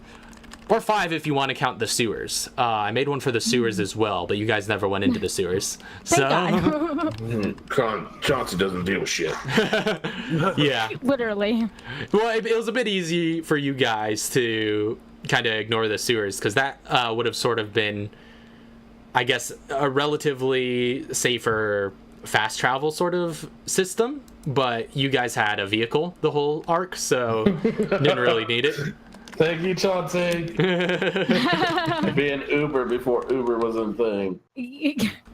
Yeah. Chauncey invented it. Oh. So that was all these maps you're saying were pre-designed before Chauncey was conceived. Well, you mean the Hummer at least? Some of them, yeah. Some of them were. Some of them I was working on during the arc, here and there. But yeah, for the most part, I kind of had this idea of different ways the story arc could go, and so I wanted to be prepared for all of those just in case scenarios. There was a lot of random encounters you guys could have ran into in the sewers, but that would be the cost of navigating below street level. So yeah, there was a lot of little random encounters you guys could have had down there. You guys could have fought. You guys could have found William Birkin wandering around. You guys could have fought him down there. There was the giant alligator and a couple of other surprises that you could have ran into, depending on how I rolled the random encounters. So, well, rip. Well, thank you, Hummer. Thank you, Hummer. Yes. Also, I don't know if we said about this, but there was a point in time where I almost didn't have the Hummer because you wanted it destroyed with the cabin. Yeah, no, yeah, you had to, not like Doc, not even Chauncey. Doc had to fight really hard for that Hummer because we had this extensive conversation of how did Chauncey get up to the cabin in the first place, and you were arguing that he just took a police cruiser. So yeah, that was you had to persuade me a bit on that one because I was just gonna blow that up with the cabin. Yeah, it's a good thing Chauncey rolls like nat 20s on silver tongue persuasion. That wasn't even Chauncey. That was you against me. Yeah, I know. That was just all this natural. Like that's the one thing I've noticed. Like my character seems to get away with a lot of things just because I could verbally speak. Like, I don't have to roll. Like I just persuade you with what I said. Like Doc. Yeah. Yeah, you have the advantage of some natural charisma. That's the interesting thing I found actually, and I just wanted to articulate this because Chauncey has kind of become, I guess, a little bit of the party's front man, which I understand is the thing that happens naturally in parties. Parties tend to appoint someone to be their kind of resident talker. But what's interesting is that Chauncey has become kind of the front man of the party, but he doesn't have a great charisma. So he can be a front man, but when it comes time to like the things that really matter, where you have to make a roll for something, it's just like he's not necessarily gonna fare any better than anybody else, except for intimidation. Yeah, I am straight up natural. Yeah. Like, it's all natural charisma for me. Yeah. And your high charisma character is a 10-year-old. Yeah, exactly.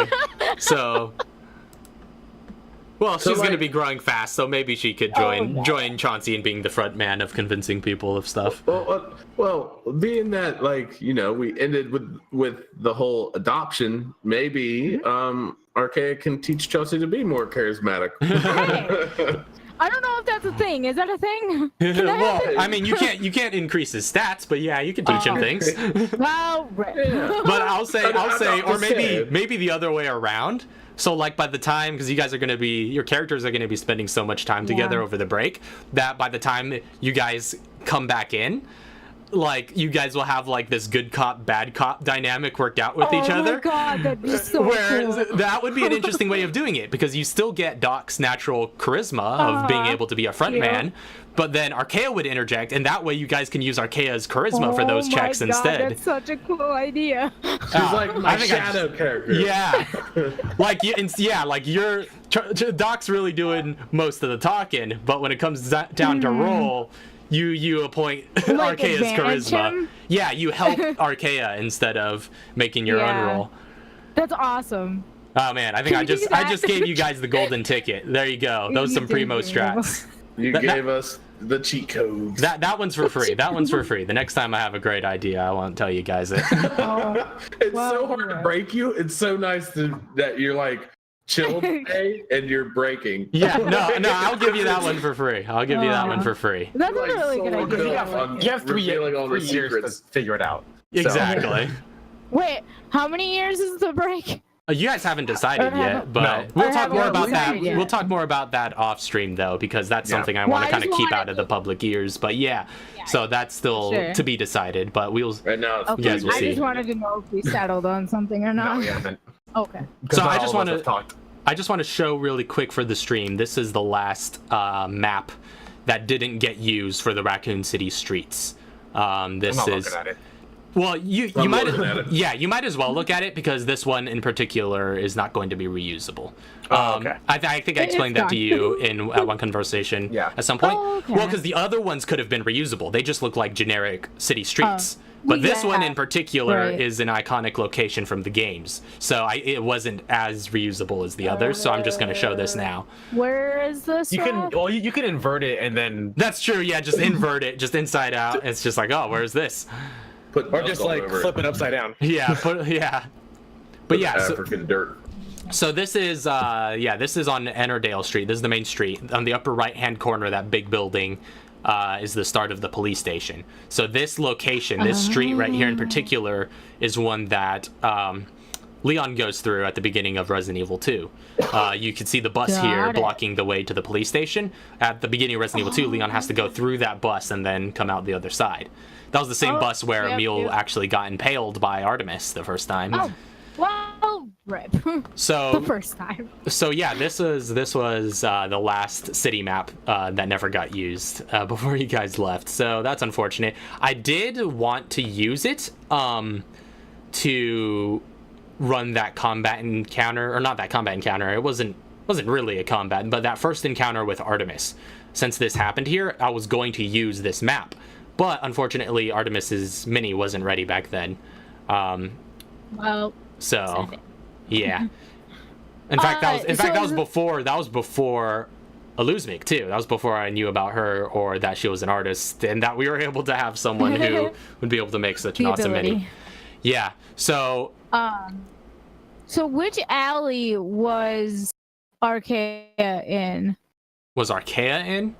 She would have been that one. You said that she got Oh yeah, yeah. when Artemis was came kind in. of snarling at her. She would have been Yeah. at that alley about in the center of the screen, just to the bottom left of the bus. Oh, okay. That is where Archaea was Okay. standing when Emil caught a glimpse of her. Oh, so that was Arcade that was Yeah, streaming. that then. was Yeah. Archaea. Yeah, We could I was say that gonna now. ask. Yeah.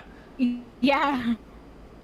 I think we said it in last, like when we were talking after the game last week. So I was like, I don't think I need to keep that a secret. No, anymore. yeah. Well, yeah, especially now that bonus episode is out. Yeah. Yeah. We could just sort of talk about it. But yeah, so yeah, that was in fact Archaea, and that's made clearer in the bonus episode because Of course. that's kind of where the bonus episode starts out. But At I'm least sorry, her what part we were of the talking about?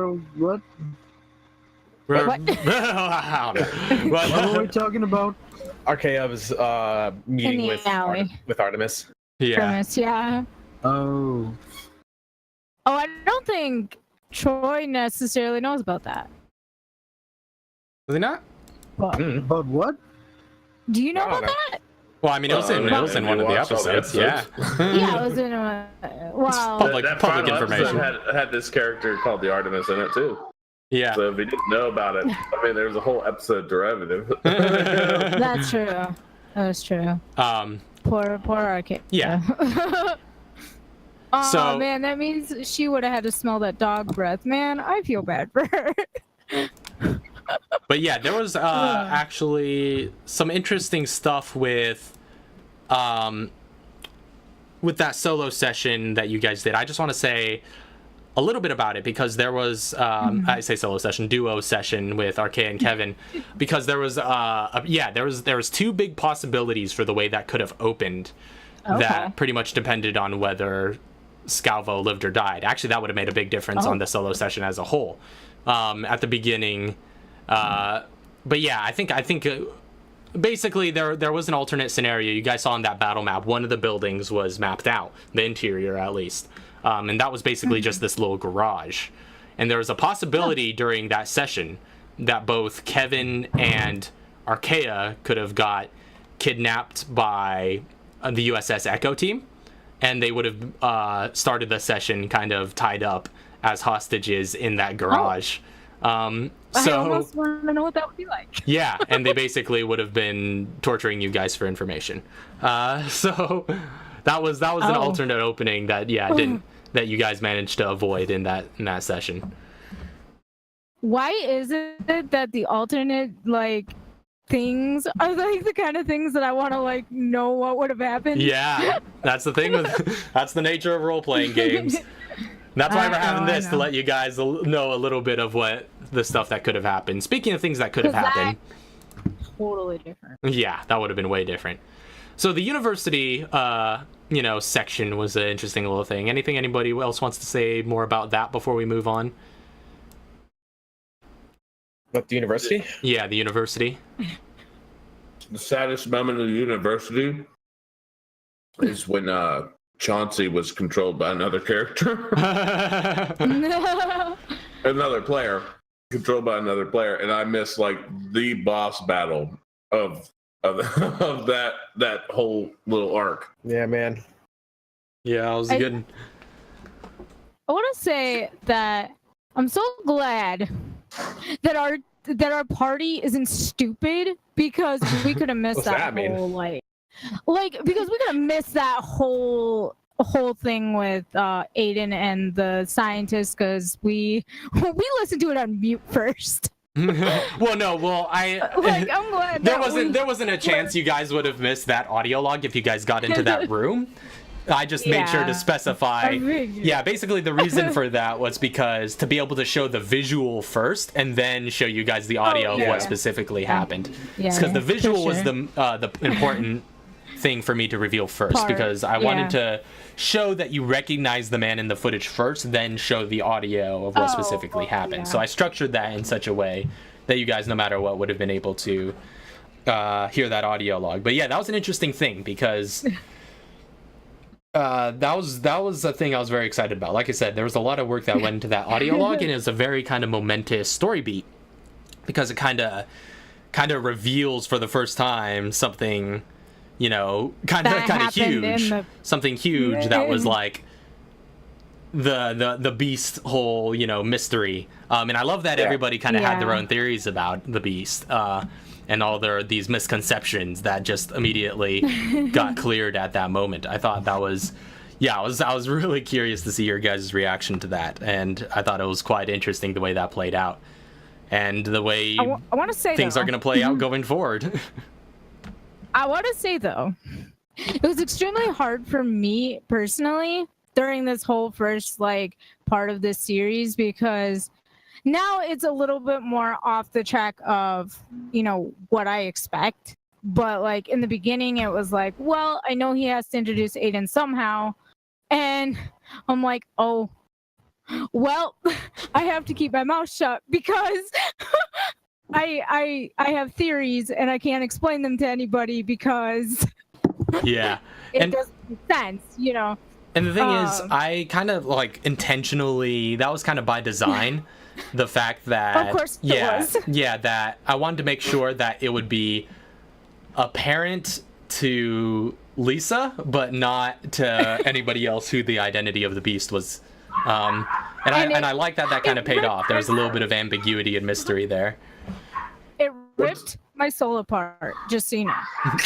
What kills me, though, is that you created those characters together. Mm-hmm. Me and Raph pretty much created my characters together, and I had no clue what my sister is gonna be like. That was awesome. I was so kept out of the dark of my own character. I was so lost. I was like, no, oh, it's good, it's all good. That's okay, because it was pretty much the same way with. See, okay, so a little rewind retrospect thing. If Yuko was my brainchild, Aiden was definitely Raph's brainchild. Yeah. So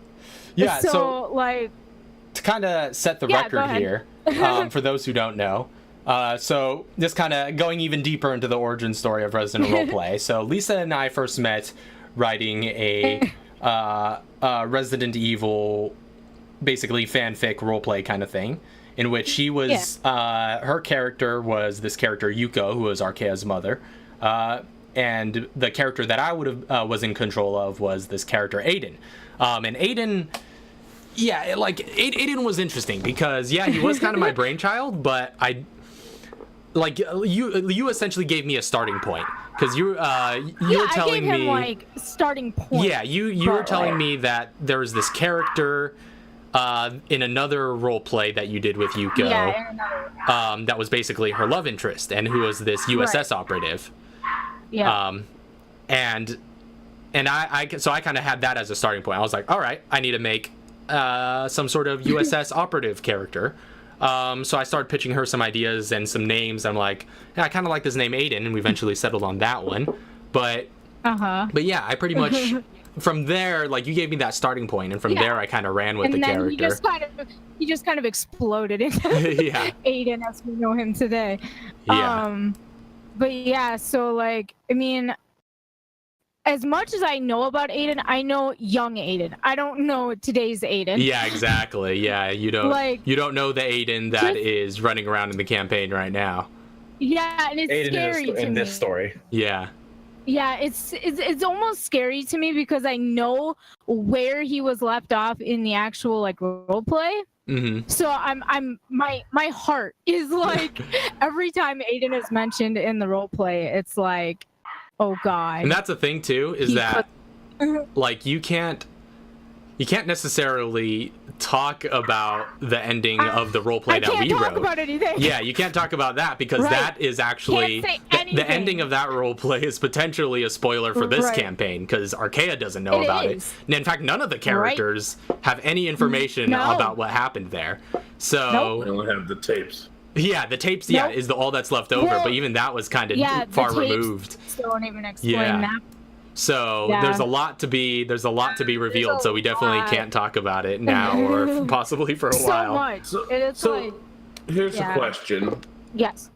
How do you think this story arc would have went if we would have done events in a different order? Say, instead of going to the police station when we had the opportunity the first time to go to the university, we would have went there instead. It's like there was numerous times I remember university being an option, and like Emil going, "No, it's a setup. It's a trap. It's a trap." Like, I remember that. Those moments is like, yeah, we're not going there yet. We're not going to go there. That they're probably all dead. That like we almost never went. Yeah, except for that it was driven to that point at that point in time.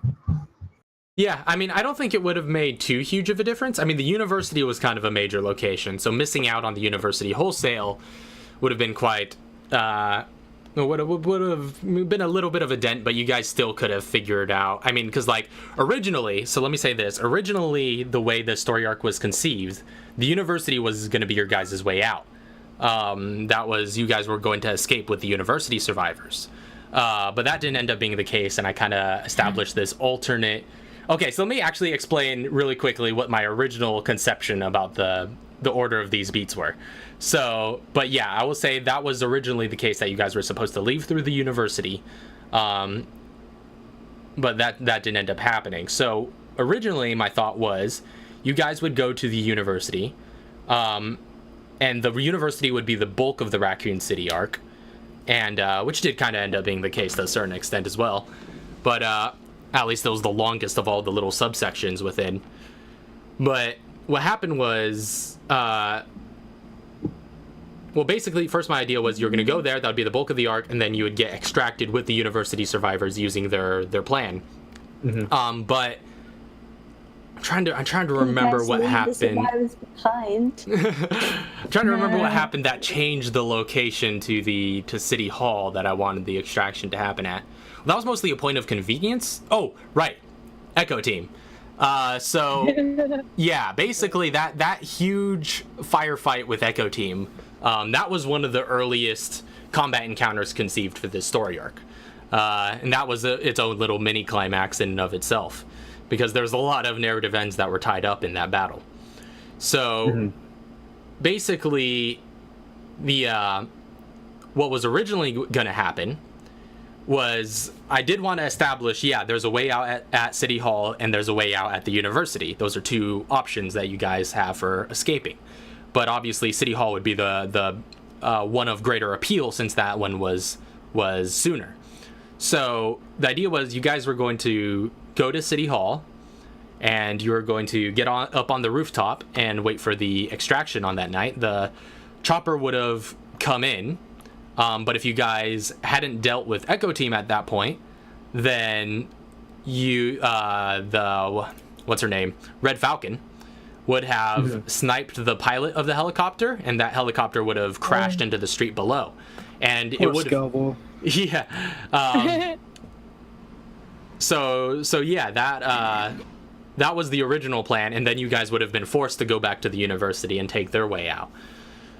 So that was the way it was supposed to go, and it would have been this huge crushing defeat moment of your way of escape that you were planning on getting just sniped out of the air, and also kind of revealing the USS Echo Team that has been following you guys and making sure you don't escape. So then what happened where we started fighting them first?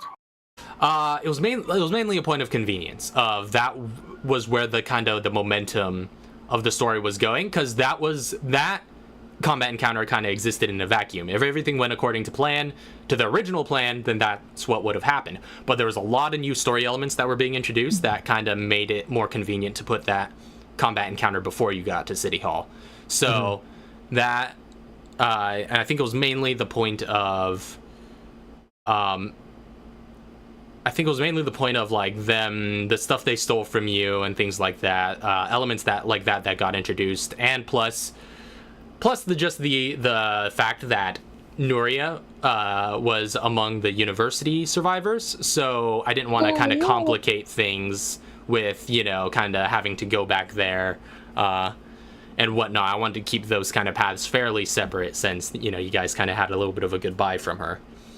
So yeah, it was just a lot of little stuff like that kind of added up to me saying, all right, yeah, I want to... And plus the story arc was kind of dragging on, and so I was like, yeah, this needs to end sooner, so I'll just let you guys get away with the first extraction. But how crazy would that have been if you guys got there and then saw your helicopter get shot out of the sky? I would have been upset.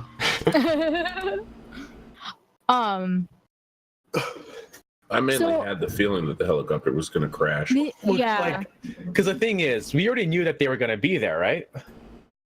Yeah, we knew that they were extracting. No, we knew that Echo Team was going to be in that area waiting for Katara's parents. Oh, that's yeah. true. Yeah. So Emil the first thing he would have done is hunted them down. Yeah. Well, that was part of the catalyst thing, though. That plan didn't involve Moonlight meeting you guys at the Raccoon University and tipping his hand.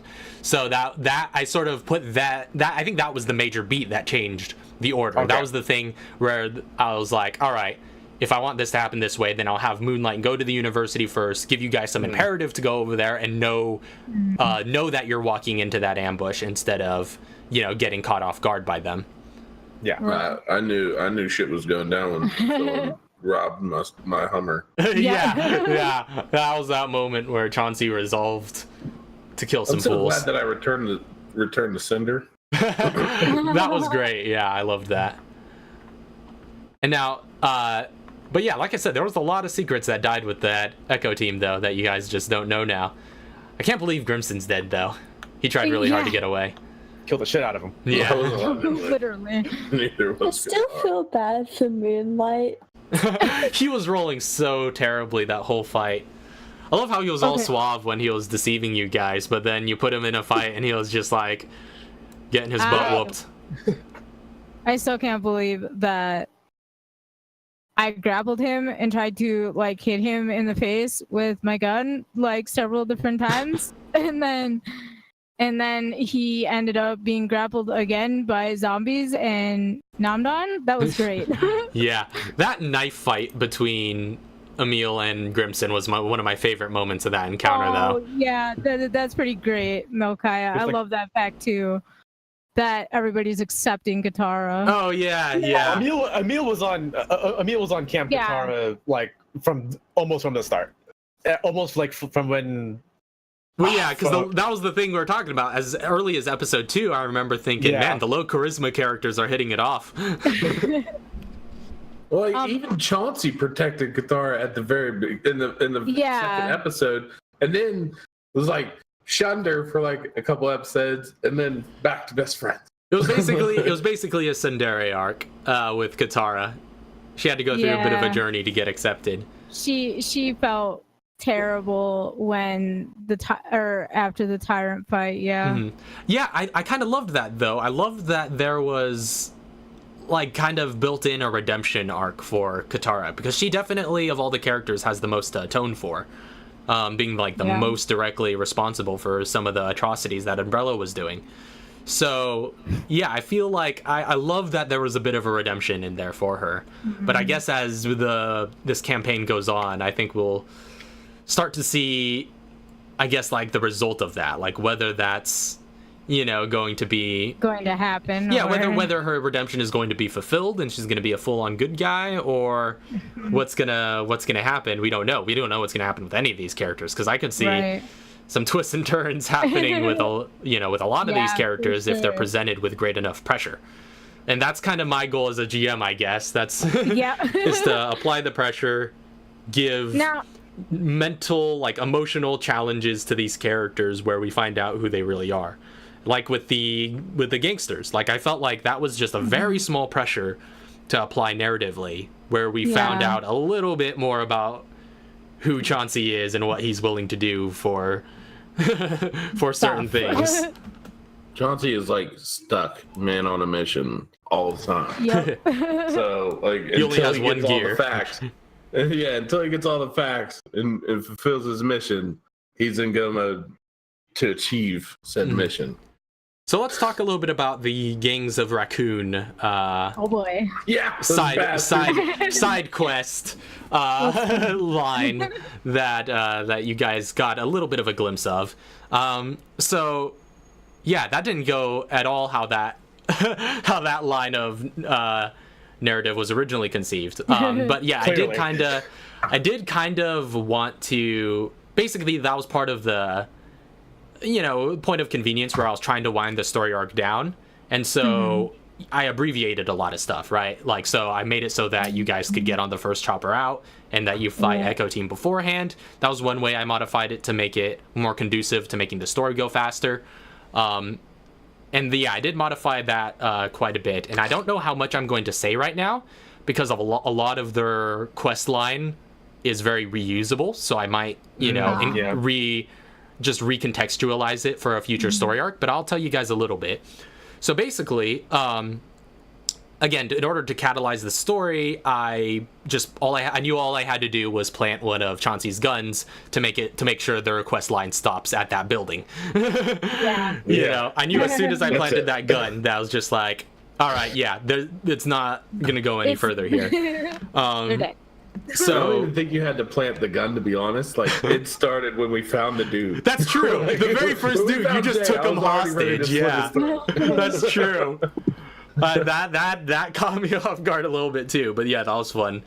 So, well, I mean, that was at that moment where I knew the plan was gonna work. Where I was like, oh, it's already starting. I knew like how I wanted Chauncey to break. And like that was just the perfect fuel for his fire. And it's just like, it was in my mind, it played out so perfect. Yeah. To just define what kind of character I am. Is that I'm willing to take charge and slit someone's throat. Straight up murder a fool. Straight up murder a fool. But yeah, that was quite interesting, and that's definitely we mentioned this a little bit. I think we could straight up say it. That whole scenario did result in our first official alignment change within the group, and I think it was a very decided moment for an alignment change. If ever there was a moment to define an alignment change, that was it. Yeah, I'm gonna guess he's chaotic. Neutral. You want to talk about it, Doc? I'm open. I was all times leading up to that point, I was lawful good. Mm-hmm. Now I am lawful neutral. No. You are you're neutral. It was just a step down. Good. Yeah, I think it was to neutral good, because I knew that would have moved you more in the chaotic direction. Yeah, neutral good. So that was essentially one step in that direction. And if he continues this pattern of conduct, he'll probably become chaotic. So let me talk a little bit though about, since we're bringing this up, I guess my philosophy on alignment, because alignment's very controversial, and I don't think necessarily rightfully so, because I have a very straightforward opinion about alignment, and I stick very much to this, which is that, first of all, people point out it's like, oh, alignment, it's such a poor system because it, is so shallow in the way it represents worldviews. And it's like, yeah, but, you have to keep in mind, it shouldn't have that much bearing on your character. If you're basing your character on your alignment, then there's a problem. I think it's because it's whether or not you wanted to like classify it as shallow or ambiguous. Exactly. And I think it's ambiguous enough to not make a difference, essentially. It doesn't really, your alignment isn't important, how you play your character is important. So my philosophy is simply this, that the alignment should reflect the role play, not the other way around. So when I assigned Doc or Chauncey an alignment change, that basically didn't change anything, essentially. The only thing it changed is how he's classified on paper, but the roleplay, he could still roleplay the character any way he wants. So unless there's something like, something like mind control going on, then alignment changes will never dictate the way you guys play your characters. You guys will always be free to play your characters how you wish, and I'll simply tell you how the world sees you. And that's another thing. I think, Lauren, you're a big fan of that philosophy of alignment being the way the world sees your characters. Yeah. And that's essentially, I guess, to a certain extent, the way that I handled it there, where that's essentially when alignment changes happen. That's basically me saying, yeah, the way you're acting within this world, this is the way you're going to be seen. Yeah, because it's basically like, if you change alignment, it just changes how the world reacts to things you do. Exactly. Yeah, you don't have to change anything about your character, just the way. You're doing the same stuff. Yeah, exactly. You're still you. I'm glad Mokaya agrees. Yeah, and I think GMs tend to, they often make, from what I've heard, they make a huge stink about alignment. So my perspective on alignment is very straightforward. Just alignment always reflects roleplay, never the other way around. Unless, barring extreme circumstances such as, like I said, mind control elements or things like that. Yeah. So that can always work back to lawful good. I like the idea that the mentality alignment can change. Yeah. Yeah.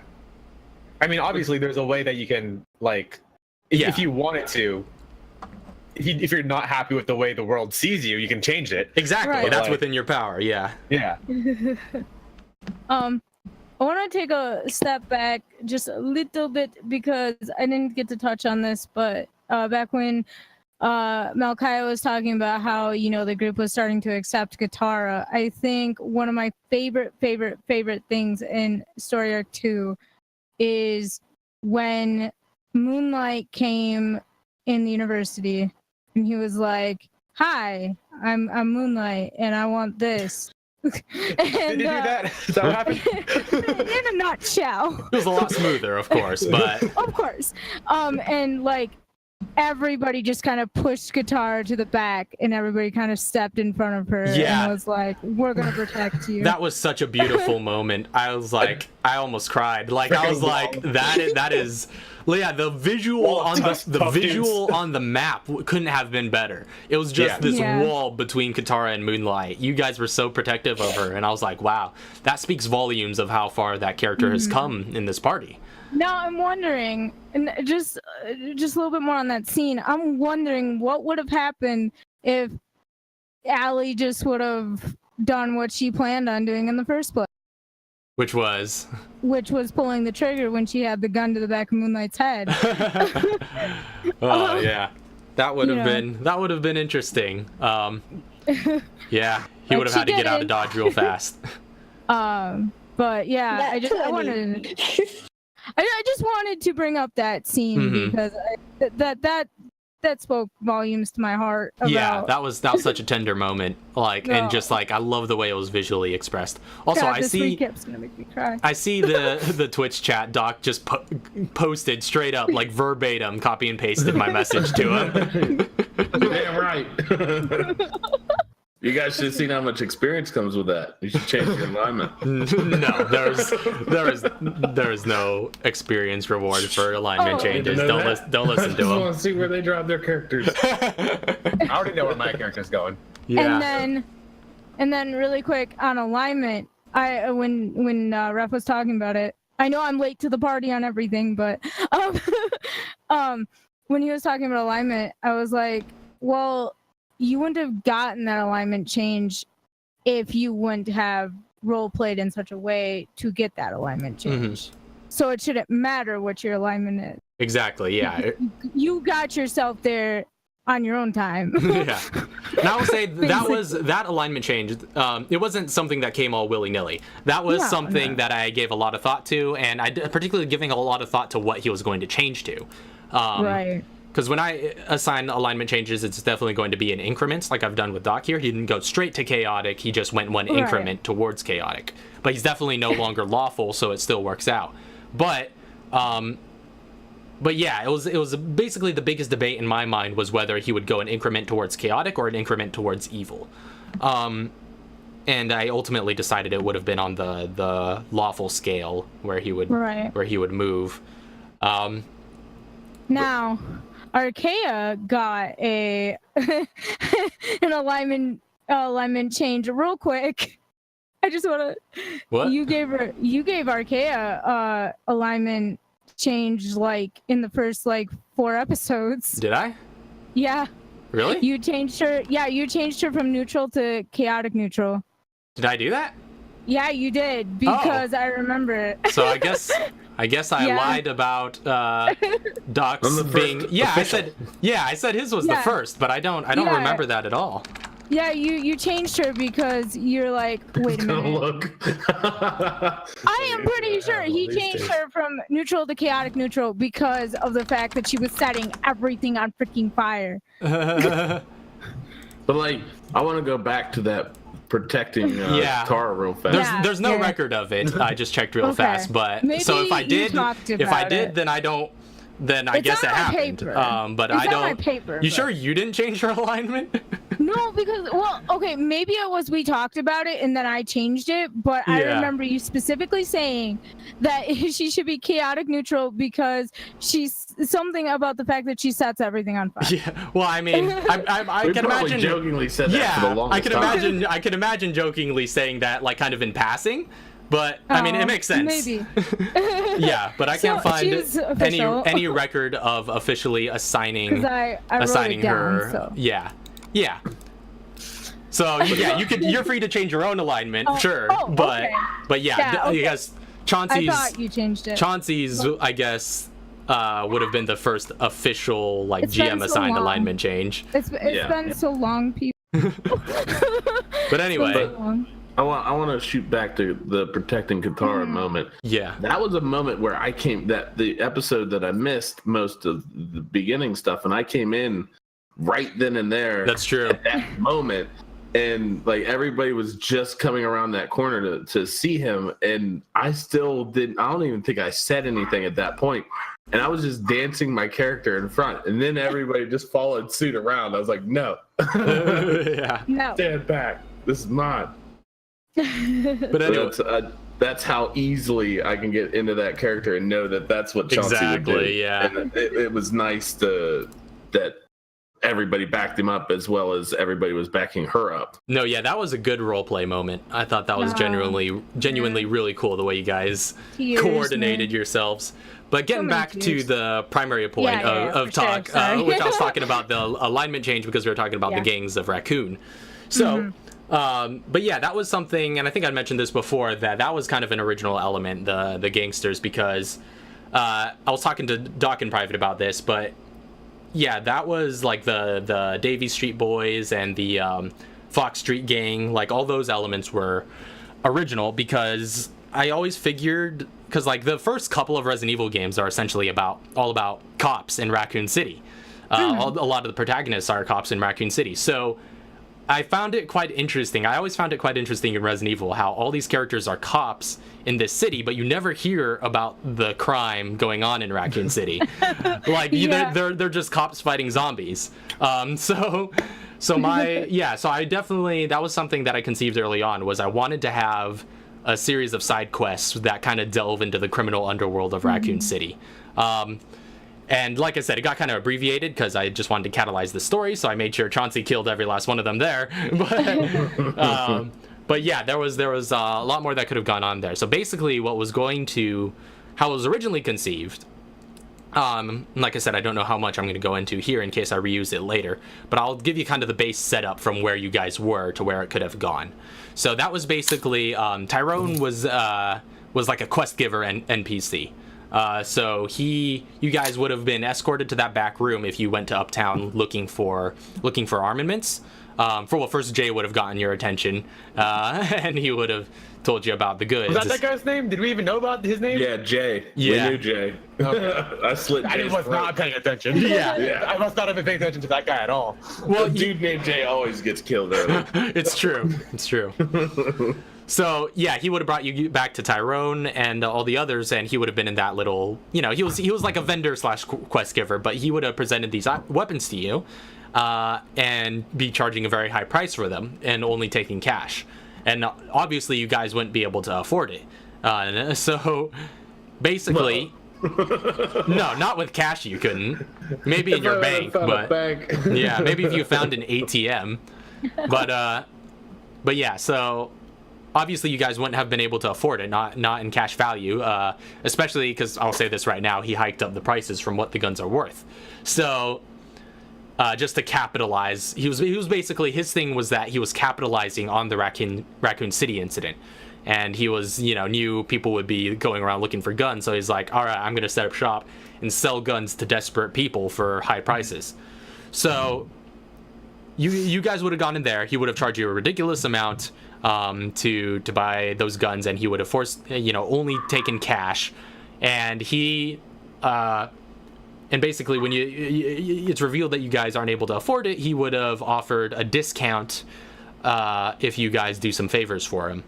And basically one of the favors was the first one rather, and pretty much the main and only one, was that he had a bunch of guys go out looting for water in the early days of the outbreak, because he knew that was going to become a valuable resource as well. And he sent them out to the supermarket to get some water, and hadn't heard back from them since. And so he was basically sending you guys to find out what happened to them and possibly get the water and bring it back. And then at which point, obviously, you guys would have had, if you guys had encountered the university survivors at that point, you guys could have had like a little bit of an ultimatum, because you would have known that they were pretty pressed for resources, and possibly have a point of decision where it's like, do we give this to the gangsters or to the university people? So basically, either way, we would have killed them. Yeah, you could have just just killed them and taken the water for yourselves, or just skip them entirely if you didn't want the guns that badly.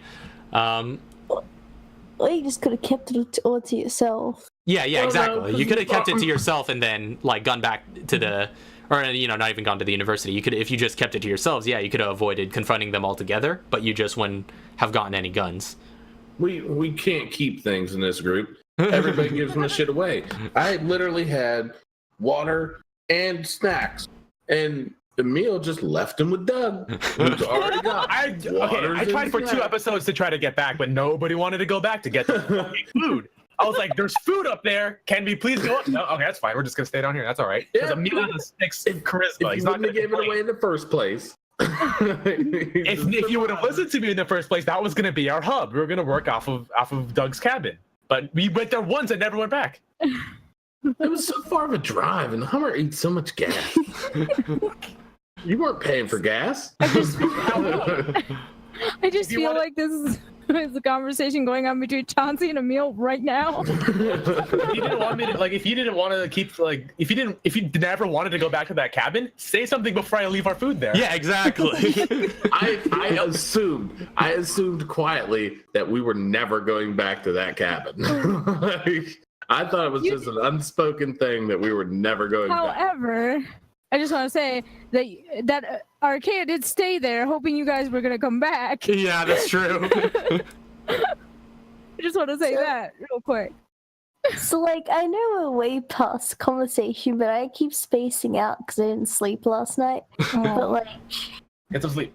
what about the fucking scene in the university where Nuria froze the two fucking liquors? Oh yeah, bro. And Emil and Charges go like, what? Out you go. Yeah, you go. that was a great Out the window. moment. That completely was unexpected. I was so ready to wreck them, and they were frozen. I was like, this is going to be a waste of my bullets. It was. Toss them. Yeah, you tossed them. Just toss them. Nuria's cryo spray was fucking OP. Yeah, I it love got nerfed a little bit after that episode, but it still has the part that makes it powerful, which is that you could freeze people. I really should have nerfed it to no damage, but you can freeze people, but you still get a little bit. But yeah, so that's kind of Nuria's signature move now, right? Yeah. I was thinking like it would be better because like it would take a lot to actually freeze a body solid, that maybe it would slow their movement. Yeah, but I mean, there's the frozen condition, so. Yeah. I mean, you have to keep in mind it takes liquid nitrogen to use that feature, which is a very rare item. But she took efficient use in it, so she was able to use it all the time. It's the Listerine. Yeah. So, but yeah, that was quite an impressive use of it, and plus, not to mention, they only get frozen if they fail a Constitution saving throws. That's true. You were essentially using it against enemies that you had a pretty good chance of freezing, and that was the reason they got frozen through. But against more hardy enemies, that won't necessarily work all the time. Like if you would have done that to like Mr. X, for example. Yeah, the Tyrant could have just shrugged it off. Nuria brought up a really good point. I'm just gonna call you Nuria because I can't pronounce your other name. She brought up a good Ilo. Perfect. And Coldsby. Okay. But she reminded me of something hilarious of the scene where Emil is checking Allie out for the first time, and that was tentacle between. No, I'm just kidding. And a tentacle just came and was like, no. and like grabbed him. Private tentacles. Oh no. No. Not private tentacles. Emil just wants to do physicals. Yeah, Emil's trying to do physicals. I didn't even realize. I was completely oblivious to Emil's plight at that moment, because I didn't realize until afterwards when Lauren was explaining it to me how that was like a struggle for you trying to give physicals. Yeah, just trying to, like, every time I tried, there was something that would come in and just mess up something. Yeah. I love that time though. That was my favorite, because when you explained that afterwards, I was like, oh yeah, and then just tentacle just came out of nowhere. Like it was just so uncalled for. You must have been so infuriated. Both Emil and Lauren were infuriated that day. Yeah, I mean, I was so legitimately pissed off that I freaking used the poison, like apply poison on the tentacle, because I was like, I just want this thing to die. Oh yeah. But you found out something valuable. I mean, I didn't need to know that though. It's true. And then there No was one else did poison damage. Tentacle Part 2. Tentacle Part 2. Versing the actual plant. Yeah. Oh yeah. Yeah, then I got grabbed again. Yeah. I can't believe that that thing whooped you guys pretty hard. I think that day a lesson was learned though. I think you guys learned the value of the short rest that day, because that thing would not have been a challenging encounter if all of your DPS had their adrenaline rushes. That's true. Well, no, I feel that it was a combat communication error, because if somebody would have said it's only attacking at range, I would have stepped back one. and shot the damn thing. And that was not a combat communication error. That was me wanting to see what would happen. So I even asked, and you're like, oh, well, I don't know. Because I knew for a while, and I was like, oh, I'm just gonna see what happens. And on my turn, I'm gonna say. But yeah, if I would have not had to shoot at disadvantage, I probably would have hit it and killed it, and we wouldn't even have had to struggle at all. Yeah. Well, yeah, because the thing is, so long. Yeah, and the thing is, like, you guys or with the plant, like, aside from it throwing the acid, like if it hits you guys with its tentacles, those are all considered melee attacks. So there wasn't really any range in which you guys would have been out the door. unable to get hit by it. So, but that was fun though, getting to work with a creature for the first time that had layer actions. Yeah. So that was a good bit of fun. But yeah, I really wasn't expecting that to be a very difficult combat encounter. I mean, it was fun for Raph, not so much fun for us. Yeah. I love the fact that to me it feels like Chauncey gets a lot of those super action hero moments where he wrecks something. In my opinion, he could be barely tapping it, and it just does some insane stunt. Like that's probably my favorite. It's like the way that you word things, and it blends with the way that I pictured it happening when I described the action. It was so good. Like my favorite kill, I think, most of all, was probably throwing Red Falcon off the roof. Yeah, I know you're proud of that one. She didn't even fly. That was one of my favorite moments. Like that's as just like an action aficionado, just action films in general. I will say I love the fact that Chauncey is kind of our resident action hero. Like he is just like such a classic archetypical action hero. It's amazing. Like straight out of the 80s.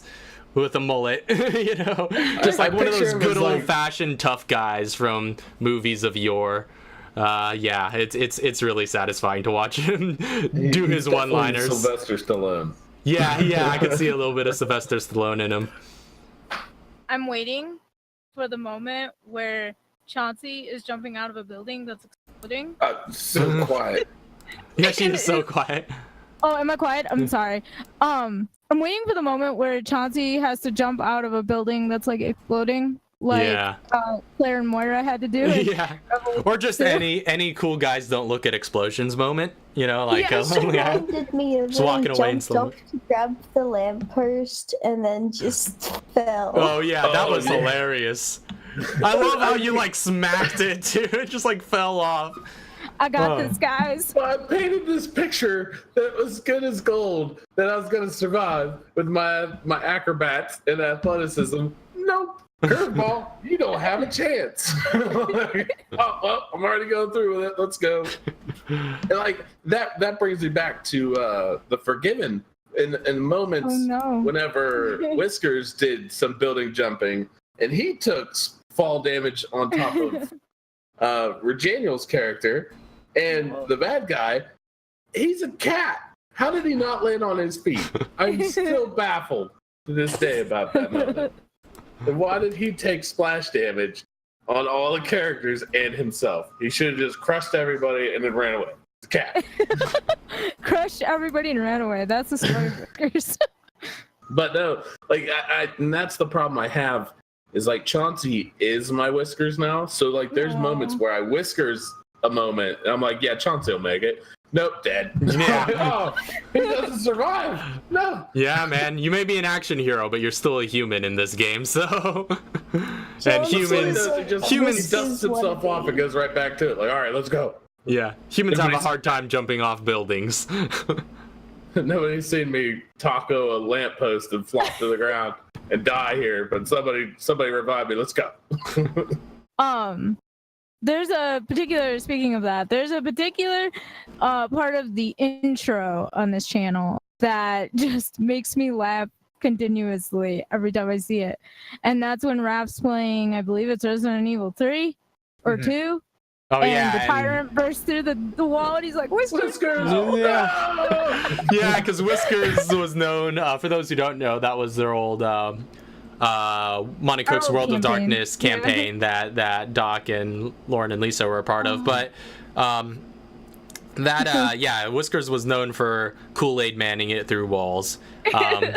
And so now whenever someone Kool-Aid mans it through a wall, it's just the funniest thing. Because we can't help but picture Whiskers. Like, we keep talking about, Lauren and I keep talking about Blade Runner 2049 has like one of the most Whiskers moment in all of cinema. It's so perfect. Like, we could only imagine Whiskers. We just like burst out laughing in the middle of the theater when that moment happened. I want to know this scene. I've watched the movie. I kind of want to know the scene. You know, there's one scene where he just runs through a wall. Oh yeah. That was just like such a Whiskers moment, and it was. I love how just nonchalant it happens in the film too. But like nobody cared, or like nobody even like mentioned it. It just happened. Yeah, it just happens. Yeah, just like right through the wall. Oh, it's so grand. But yeah, I love that moment. We need to see that movie again. More often. I like the fact that like it's me. I like the fact that I decided to keep him alive secretly through Chauncey and Cambria and Charles, which are characters that I helped develop, but were taken away. But they all have Panther tattoo. Yeah. And it was like, it's basically kind of like with Ilo, how Nuria is a character that she has in like different universes, and this is basically the realistic modern Earth version of Nuria that's in our campaign. It's kind of that. Yeah, it's kind of like that with you, where it's just like certain lore from your other characters kind of creeps into your characters in other universes. I have like 3 different Nurias now. It's like I have original Nuria, that's Phoenix. I have Resident Roleplay Nuria, that's a doctor. Well, she's not really a doctor. Yeah. Student scientist, student pathologist, someone, a millennial. And then I have the latest edition, which I think maybe everyone's seen the art I did, where it's basically high on drugs Nuria. Oh yeah. That was golden. Oh, I think I know which one you're talking about. I think I've seen that artwork. She had a needle trip. Yeah. Oh no. Which is a Nuria I never expected to make. It's more of like an alternate version of Resident Roleplay Nuria rather than actual Phoenix Nuria. We don't know if it's alternate yet. She could become like a mad scientist in the future. But I mean, that would be fun to play, but yeah, I'll just say this right now, though. I want to vent a little bit. Oh no. Because I don't know. I feel like I mean, metagaming isn't a huge problem with this group, but it is a problem because well, first of all, the end of the story arc, introducing Cambria, was one of my great joys. I was talking with Doc privately about that. We both agreed that was such an amazing moment. And the thing that surprised me most about it was how natural it felt. Like, when I introduced Cambria, the banter between, like I said, Doc said earlier, he didn't know that was going to happen. But when Cambria and Chauncey start talking to each other, like this character that I designed specifically to be able to interact with him well, it just felt so natural. It felt like they were siblings that knew each other their whole lives. Yeah, the banter was that moment. Yeah. I love that moment. like I fed you the information of how I would have played the character, and you took it to the next level and like completely surprised me. And then just like the mentioning of her name, like I was like, okay, well, Chauncey's now in brother mode. I was just like, yep, what's up? Yeah, that's my sister. Yeah. Don't worry, we got this. We're getting out of here. But I'll say this though, that this is where it's a little bit of a problem though, because like Doc obviously likes to run his mouth, and I feel like Chauncey never mentioned that he had a sister, and none of the characters were very much seemed surprised by the fact that she just showed up like that in such a major way, because you guys like had already long, all the players already long knew that he had other siblings. Like you've mentioned like all of your siblings to the players, but the characters, that was the first time they'd met any family of Chauncey's or even knew about I think any. I've tried like a dozen times to mention it, and it just went under the radar. Maybe, because there was the moment whenever it was Allie and Emil talking about Allie's huge ass family and Emil's huge ass family, and I was like, well, I got family too. I was in the military too, and nobody cared. Like, it was just like the moments, and I was like, come on, man, like this is, I'm trying to tell you. They're just so drawn out on other things. I was just like, oh well. That was Doc's attempt at inserting backstory. Rip. Yeah.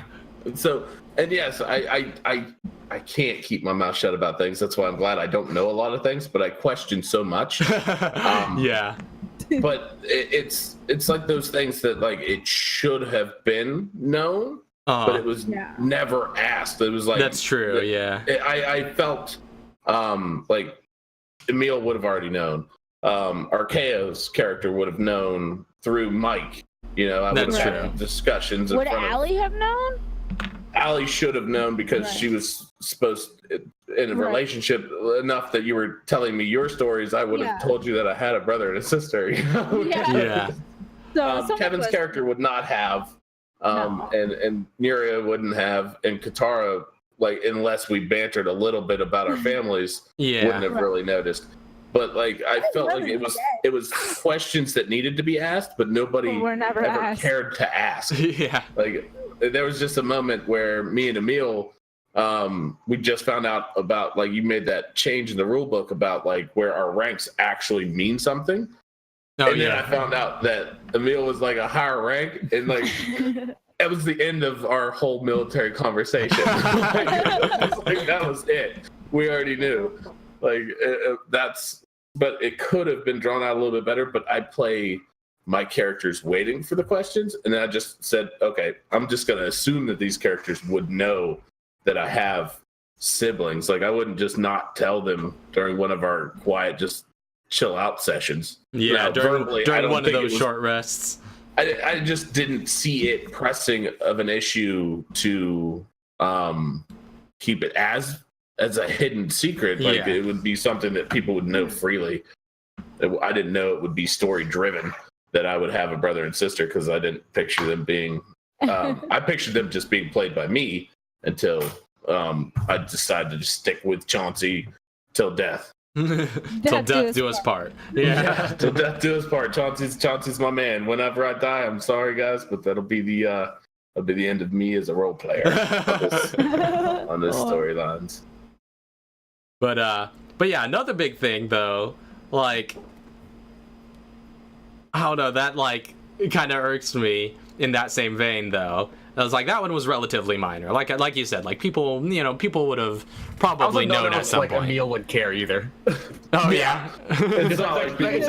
Somebody pops up with their mom or with their freaking sisters or their brothers. You're just like, well, I mean, they're popping up in the way that she did though. It was just like, because you guys didn't know that she was NSA. Sure, but he doesn't care. Emil was just like, oh, some fed. Here's the thing, Emil's like also because hold on, what's Emil's internal monologue at the moment? Let's hear it right now. First of all, Lauren also didn't know. He knew he had a sister, but he didn't know that she was NSA. That's true. So that was obviously a surprise. NSA.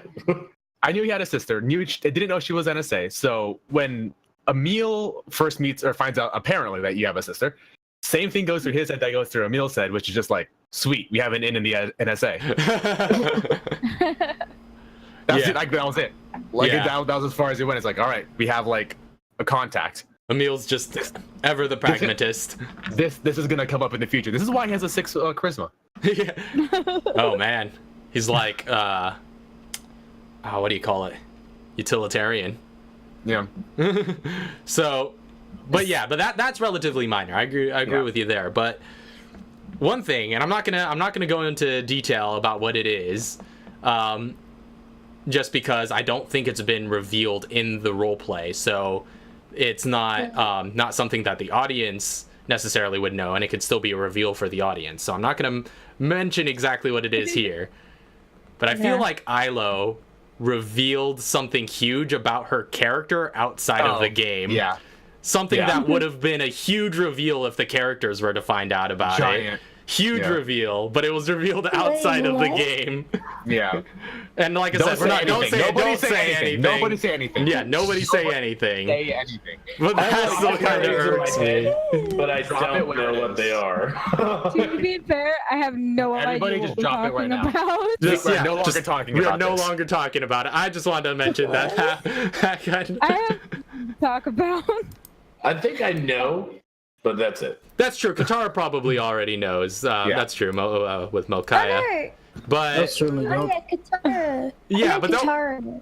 I think drop it. We're not talking about this anymore. Artemis. Drop it. With Nuria. Yeah, exactly. You kept the secret of Artemis so long, but Drop it faster than Artemis dropped Allie. Nuria's backstory just came out just like in casual conversation out of game. Oh well, anyway, that was Making people sad, right? I figured since she was just a guest character, it wouldn't matter. Could be a full character one day once Chauncey's gone.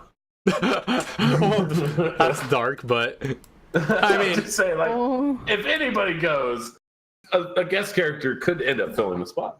That's true. It's true. But I mean, you'll be like, you'll still be able to return if you have any backup character that you want to play as, though. Well, like the way I see it though, it's like I'm like bound determined. Like I said, I'm to the moon or bust with Chauncey, because I feel like with Emil back there healing me, I don't think I'm ever gonna die. Until Emil decides you're no longer useful. I don't think that's ever gonna be a thing. That's pretty dark. Emil knows there's nothing that's gonna stop the tank of Chauncey as long as you keep him fueled up. And that's always useful.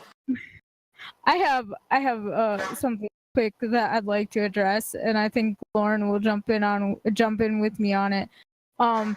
Speaking of things that we didn't react to, there was a point when we were all standing in the, I don't know what it was, a tent or whatever, after being interviewed and with Emil and like the guy's eyes went wide and he like whispered to his other person, he's like, okay, you're free to go, and nobody said anything. Yeah, nobody questioned that whatsoever. Nobody said anything. See, but like I misunderstood the whole moment because I thought it was everybody can go. No, that was just Emil. Yeah, that's why I didn't question or nothing, because I thought it was derivative or it was said to all of us.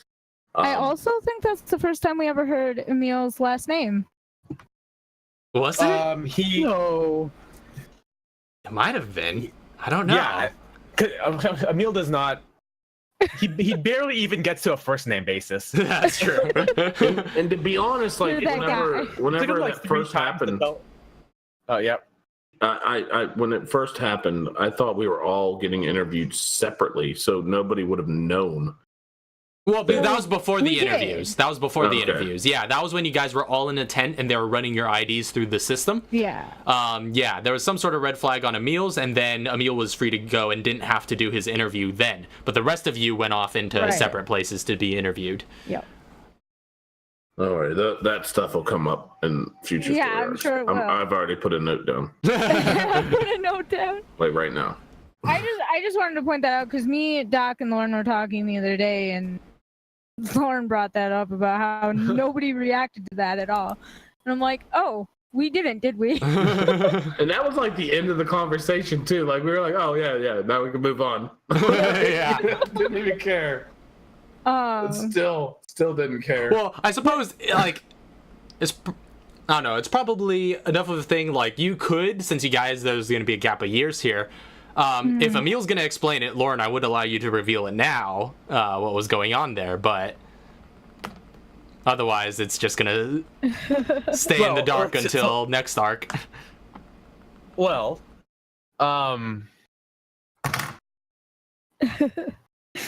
because like there are some things where eventually like Emil's gonna have to like talk to somebody about, or like I imagine there's some things that would pop up with these other characters where he's like, you might as well tell you guys. but sure, because I just want to talk to somebody about this. Yeah, you can only say it now if Emil's going to explain it over the break, and it's going to come up in roleplay in the next arc, I'll say. Because here's the thing. I already need to get with Belkaya to talk about some stuff in private. So I'm just gonna say that Emil's gonna invite whoever wants to come. Mm-hmm. Where he's like inviting some of his old friends. Or I guess not inviting, but like basically calling in the cavalry. Raccoon reunion. Yeah, he needs to call in some of his old buddies. The great Raccoon stakeout. Oh god. Sure. I keep telling Lauren about that. Like Emil needs to have a stakeout at his house. Oh my god. Sure. I mean, he probably doesn't cook though. Well, he makes a hell of good tea. Yeah. Darn straight, because we are all favors of that tea. We all need to get that tea at some point. Yes.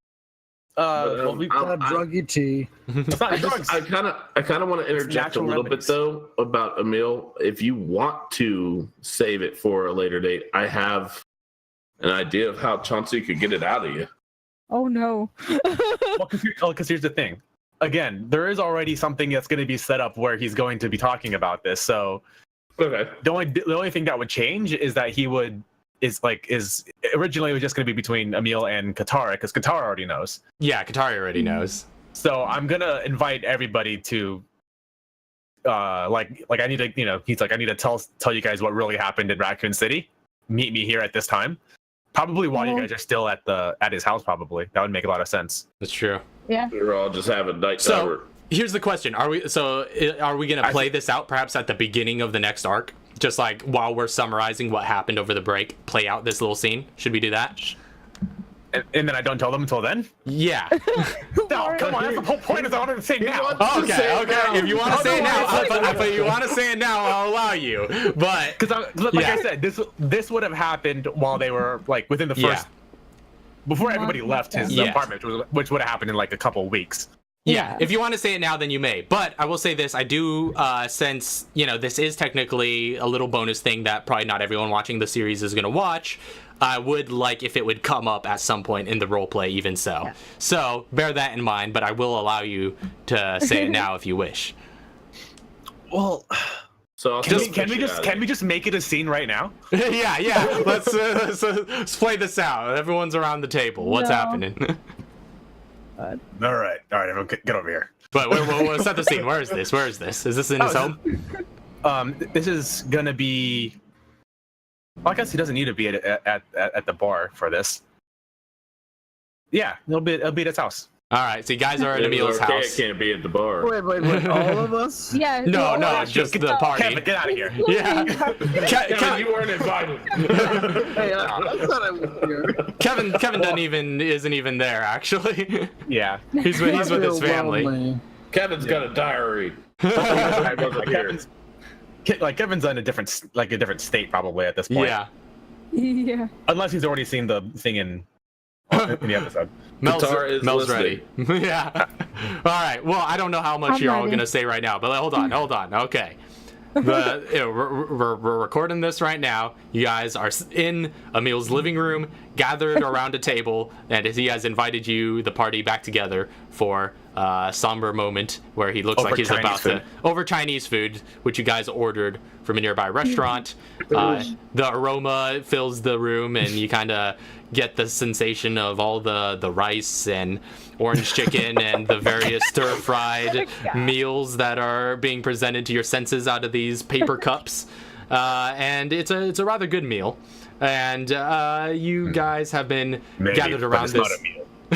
Dang it, Emil.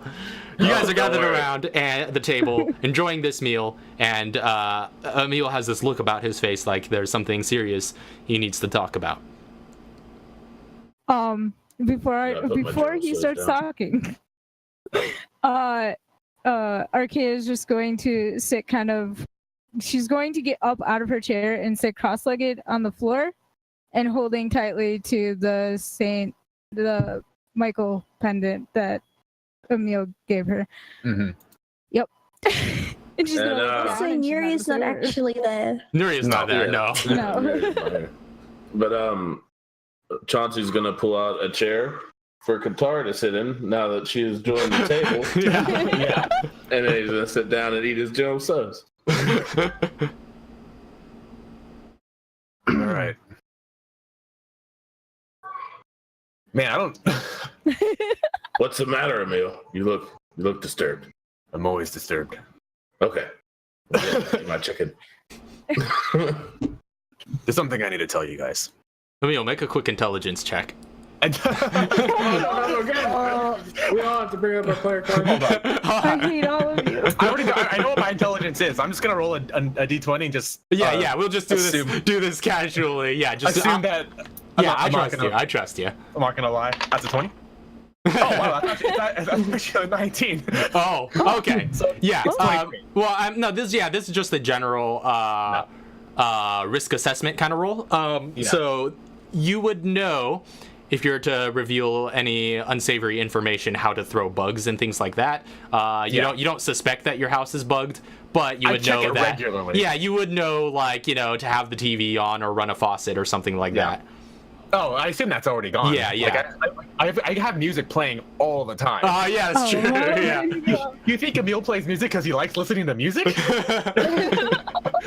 No, I'm just kidding. Yeah, he's got like a record playing, and he's just gonna like go over and like turn it up like a couple notches the volume.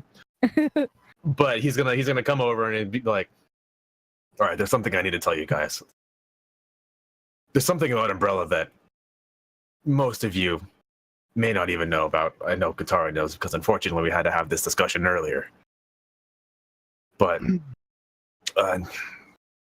terms of me particularly, I was in the military, and I'm looking directly at Chauncey when I say this. Oh yeah, so was I.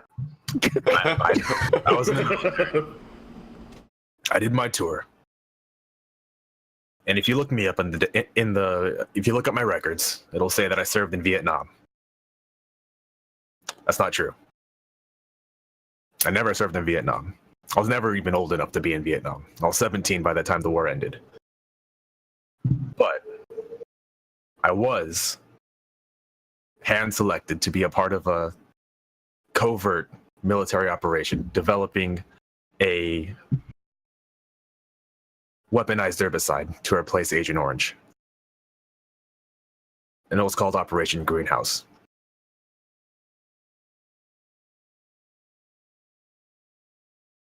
That's it. That's it. You're just part of the organization here. What I'm telling you is treason.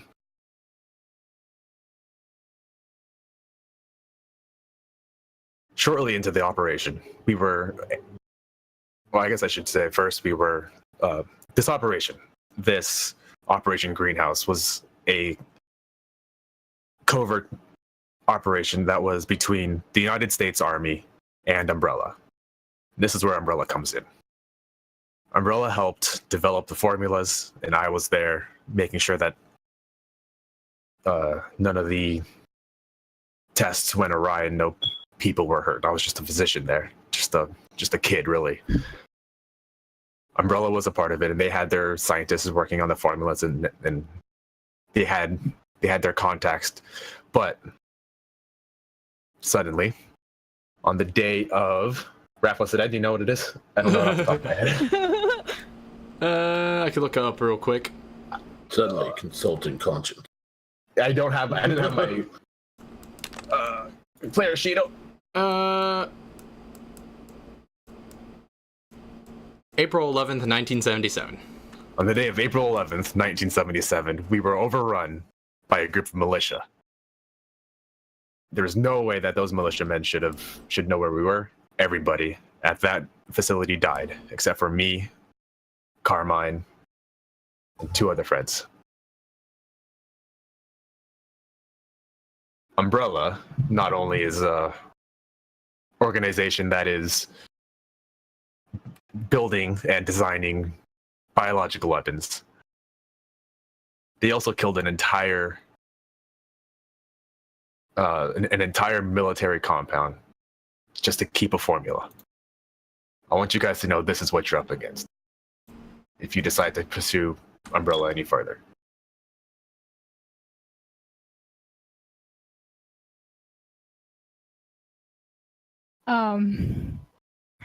Okay, the only thing that I got out of that, and I'm speaking as Arklay right now, is umbrella, military, and greenhouse.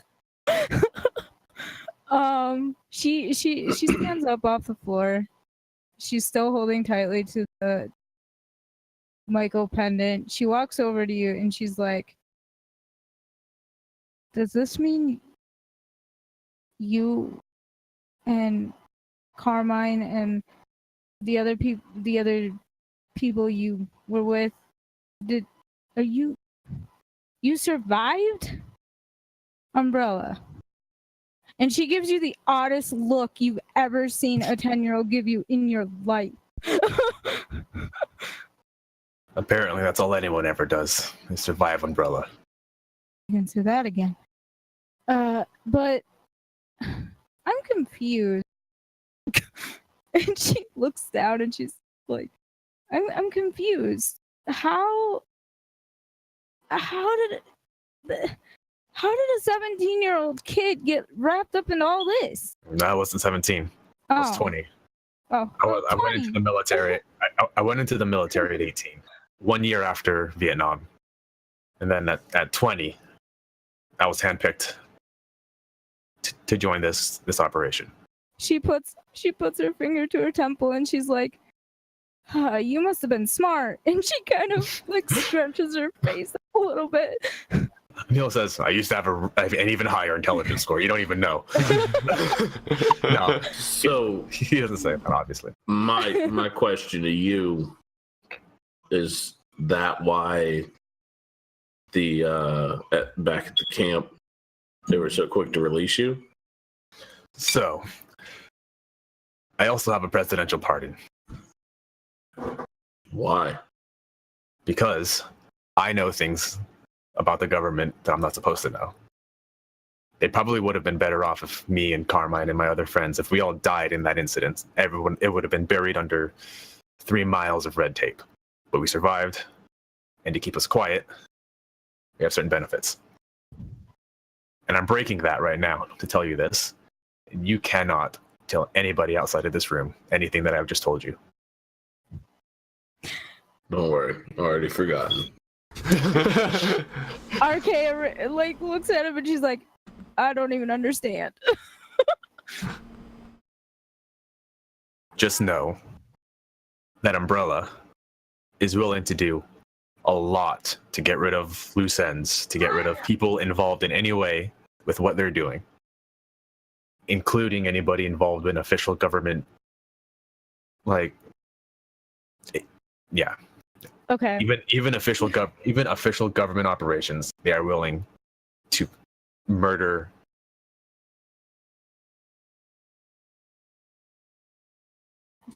Yep. Yep. She for a second thinks about it. She's like looking down and she looks and she takes off one of the pendants and puts it around your neck and says, "You need it more." But which pendant? She gives you back your pendant and says, "You need it more." You need this more than I do. You keep this. She kind of tears up a little bit. She's like, and she can't hold it anymore. She just hugs you while you're sitting down or standing. Classic over. Emil, one pat on the back. Yeah. Yep. Arklay is just completely and utterly emotional all the time now because she's like, "I'm out of Raccoon City, but my problems still exist." And with And Emil is gonna say, he would continue to say, like, "I don't know about the rest of you, but I'm deeply tied into Umbrella, and I'm going to spend the rest of my life trying to take them down." I'm with you. Seconded. It's the only other thing I can do. And with And then that, Emil starts eating. Emil finishes his meal. And you guys wrap up the rest of your Chinese dinner as the music rings on in the background, playing some classic tunes, and the night, the remainder of it is quiet at the Emil abode. As Katara says that's all she can do, Arklay is going to let go of Emil, and she's going to go. Go what? She's going to go hug Katara. Yeah. As she says that's all she can do. It's gonna give that hug back. Oh. Hugs for everybody. Hugs for everyone. Group hug. So that was an exclusive in-betweequel scene. In-betweequel? Yeah. Yeah. Find out more on the next story arc. Exactly. More dark backstory secrets to be revealed. Yes. But yeah, basically that was the red flag that popped up for the army guys. They basically Emil was given presidential pardon to buy his silence. So that's quite a big perk. And they yeah. Yeah. They realized they couldn't detain him for long before they knew someone would be coming down on them. Yeah. I guess at some point Emil would talk to Chauncey and Brad and just go like, ask your sister about me. Oh no. I'm sure I will. At some point. There's something I just wanted to run by really quick. Allie, at the end of the story arc. I want to let everybody know that me and the group talked about this a little bit, but I didn't know how potentially suicide worked in D&D. It doesn't come up a lot. And hold on, don't laugh at me. Calm down. Hold on, because I am going to be honest with you guys. I was literally going to have Allie so messed up at the end of the story arc that she literally, before the Artemis fight, was just going to take a bullet in her handgun and go. I disagree with that.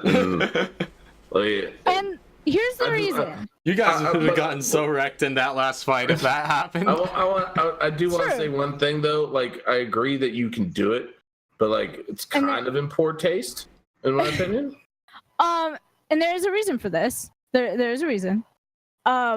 All of her family is gone. Her mother, father, her brother and sisters are who knows where because they're all off doing military and doctor stuff. But, everybody's gone. She's alone in Raccoon City, other than Chauncey, of course. But I think I don't want to put this on Chauncey or Doc for that matter, but there was a conversation on the rooftop that was private between me and Chauncey that kind of set her on that path. Okay. I'm more in agreement. If you are going to do anything with her, I would say make her an NPC, because I like her character more than I would like to see her dead. Yeah. Well, we'll be talking more about that off stream though. But for sure. There was a lot I want to be able to. I want to talk to you with about Allie, but yeah, we'll save that for off stream. She was not supposed to make it to the end of the story arc. Put it that way. Well, I mean, shouldn't have tried so hard. Artemis was like, I actually, knowing that, I've talked about this a little bit with you guys, but not publicly, that Artemis, that fight, knowing that Arklay was just around the corner, I did to a certain extent think that it would have been a narratively appropriate moment for a character death, since we hadn't had one yet, and because I knew you were going to be switching off of that character. Right. So, so I did know that I had the freedom to kind of, sink a lot of damage into Allie without worry, essentially. And you very well almost died, but Emil's just too good of a healer. Emil comes first aid spray, and he's like, bam, back up to full. Yeah. I should have told Lauren this before. Well, it would have been so out of character though if he didn't heal you while you're in its maw. Yeah, I mean. Well, because here's the thing. Like, again, if you guys, I can make it so that I can appropriately not heal somebody enough. Because again, like in that fight, if I know that she was supposed to die, and I was like, oh yeah, I guess I can get behind that. I just would have used the. Well, the thing first aid is, spray on Chauncey. technically, nobody's supposed to die. And I that's know. the way. No, Yeah, but and the way it turned out, like it worked out that she survived, and that's completely legitimate. Fine. Yeah, but the same way that like Scalvo and Foster live. But like if Lisa came up to me and she was like, I don't want Allie to get to the end of this story arc, I would have said, okay, that's your character. I'll help write this story with you. And I would have used the first aid spray on Chauncey. Somebody else. Yeah. Yeah, I suppose that would be a used- legitimate way to do it. And then I would have See, if I used would've- the lesser heals on her. See, if I would have said that though, then I feel like I would have said too much. Yeah, and, exactly. Yeah, then Lauren would know something was up. But either way, like it doesn't. Yeah, it doesn't matter. It's not that big of a deal because were- it's like a character survived, so that's something that should be celebrated. Yeah. Like I was We're arguing over considering. the fact. Yeah, I was considering like even awarding like bonus XP for Allie surviving to the end of the story arc. You know, I didn't get bonus XP for lived. saving everyone else. Yeah, I know, but it's just like, yeah. Well, I was considering that's true. Yeah, that just in general, I was considering giving out bonus XP for characters that I suspected were going to die, survive in, like Mike Foster and Scalvo and all those. Oh yes, so let's mourn the loss of Mike Foster for a second. And getting both of Katara's parents out and all that. Oh, can I say this? I don't know if this is a spoiler or not. Then I wouldn't say. I wouldn't. Yeah, if you have to wonder, I think you should. I agree with you on that, but it's to the point that Emil or Chauncey would have already seen it, and I'm thinking. Why don't you message Raph privately? Yeah. Oh, okay. Hold on. I'm messaging Raph people. We can move on though. Yeah, we can move on. Yeah, go ahead. Yeah. I'm moving on. I'm just gonna message him really very long. But yeah, I think we pretty much covered the whole story arc and then some, though. We had like a little epilogue to the first arc. Yes, epilogues. But yeah, that was quite interesting. That was quite an interesting little scene. So you guys now know what's on the table here with Emil. No, Arkea's she's in this moment where she's like, she's too young to understand. First of all, she's too young to understand. But like I said, the only thing that she got out of that conversation was Umbrella, Emil, Army. And she doesn't know, she doesn't comprehend the fact that maybe Emil was on the good side or the bad side or the middle or whatever.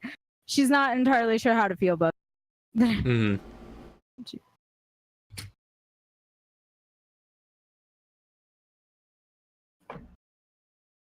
But yeah, so we will probably, if there's nothing else anybody wants to make mention of or ask about with the last story arc. I have one mention thing. But, Okay. But it can wait. It can wait. Let everybody else go. So who's going? Anybody I think other than Chauncey and I want to go? Wait, what? What do you mean? Did anybody else other than Chauncey and I want to talk? Yeah, Well, anybody else? I asked Rap a question. Yeah, I see That's it. all. You can go first if you wish. Okay. Yeah, I would say you could go ahead with that. What?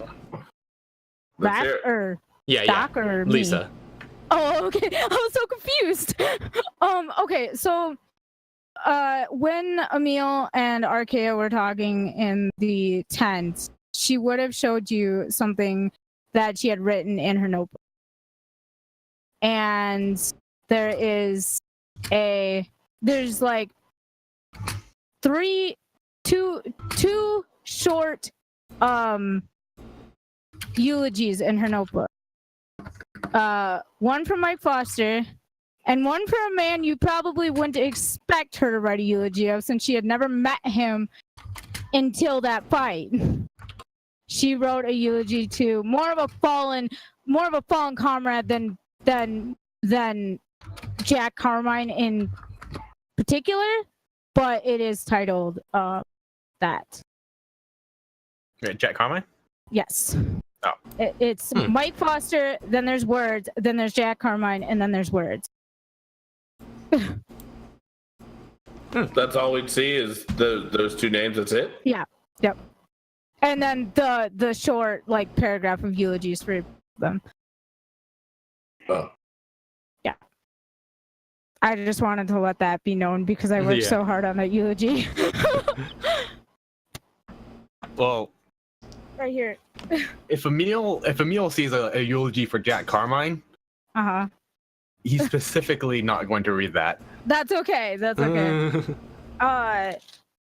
That's I have it here somewhere, but I will post it to the community. Well, I mean, seeing as you just announced it publicly, you should also probably post it publicly. So probably tweet it or something. I'll tweet it. I'll retweet it if you do. But I'll like tag you in it or something. Yeah.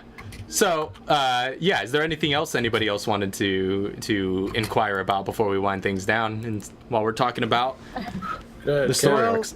One little detail. Now, how many of you read my little story? My little diary? Oh yeah, so I should explain to the stream. So Troy I'm a bad person. wrote a basically like a little short story epilogue for Kevin after the end of this arc.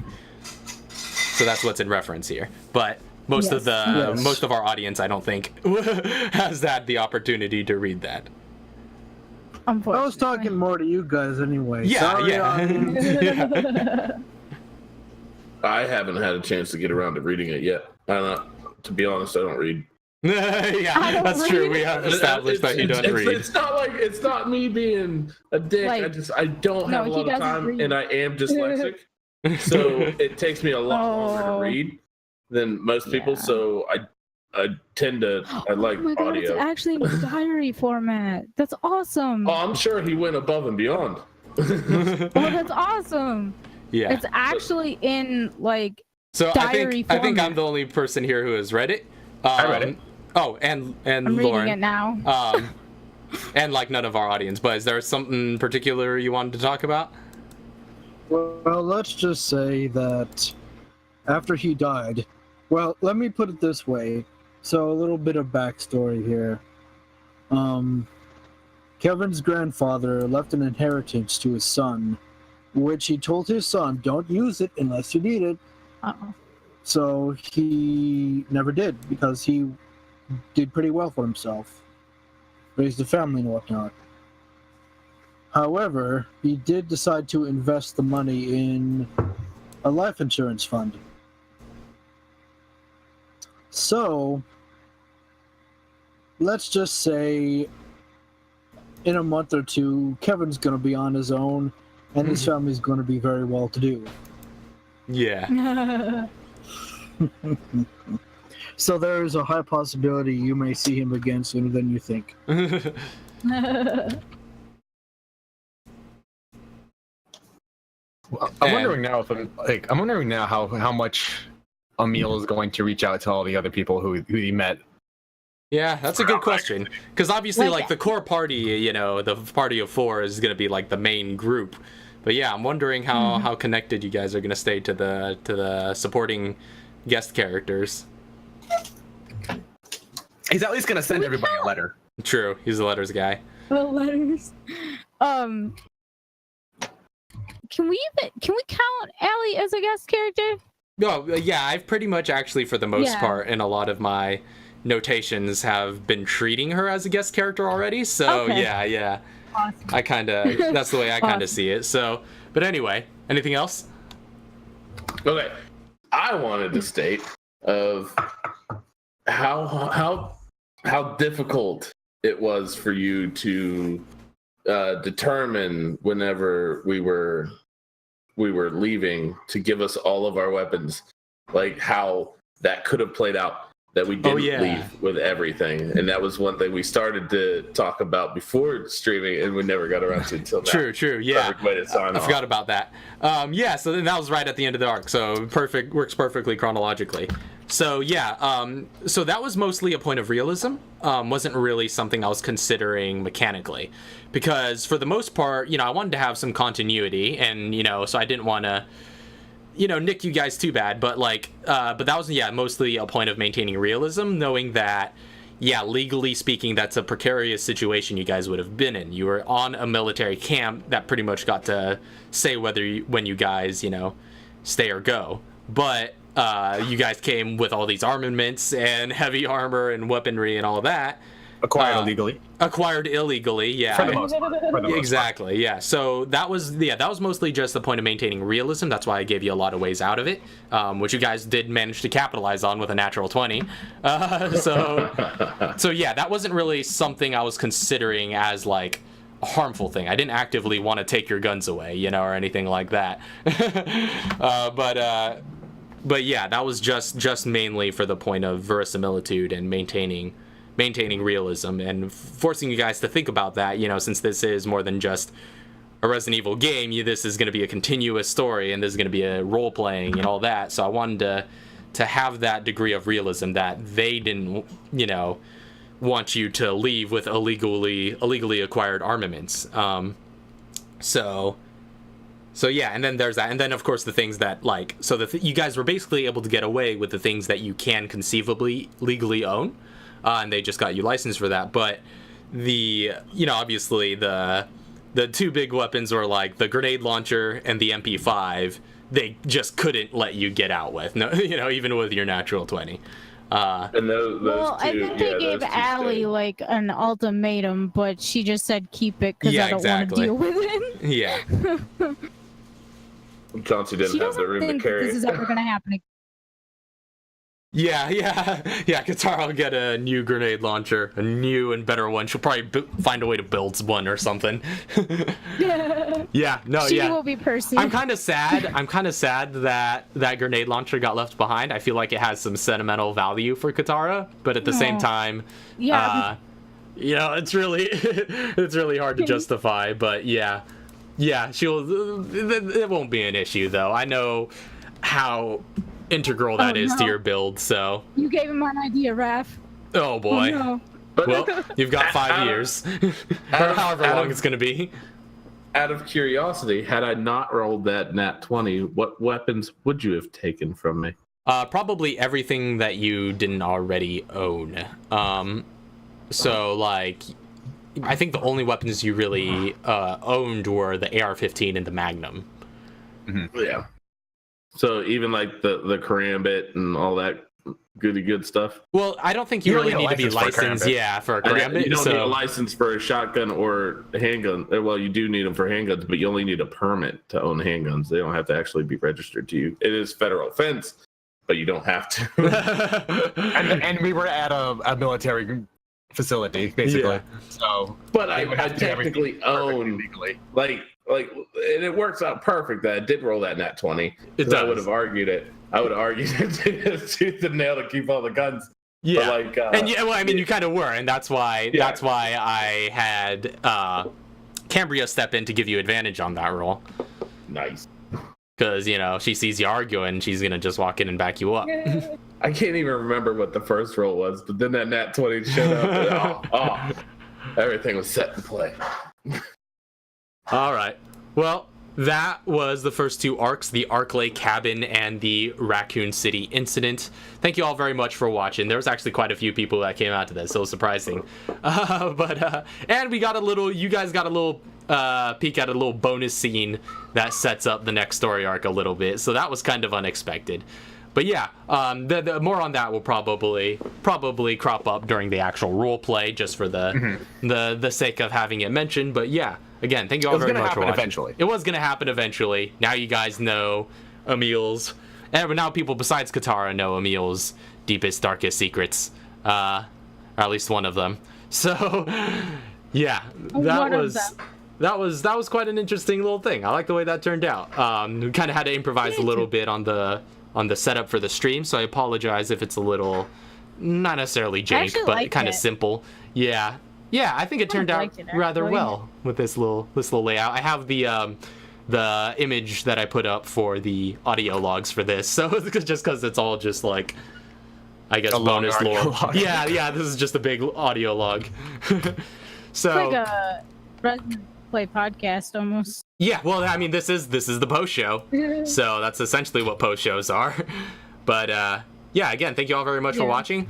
Resident Roleplay will be back next month. The date we're shooting for currently is August 10th, but we will let you guys know if anything changes between now and then. Stay tuned to our social media and Discord server and whatnot, and we do have plenty of goodies in store until then on our Friday night streams, so stay tuned, especially for my D&D one-shot, which I'm really excited for, and oh no, that'll be so stay tuned for all of that. Excited.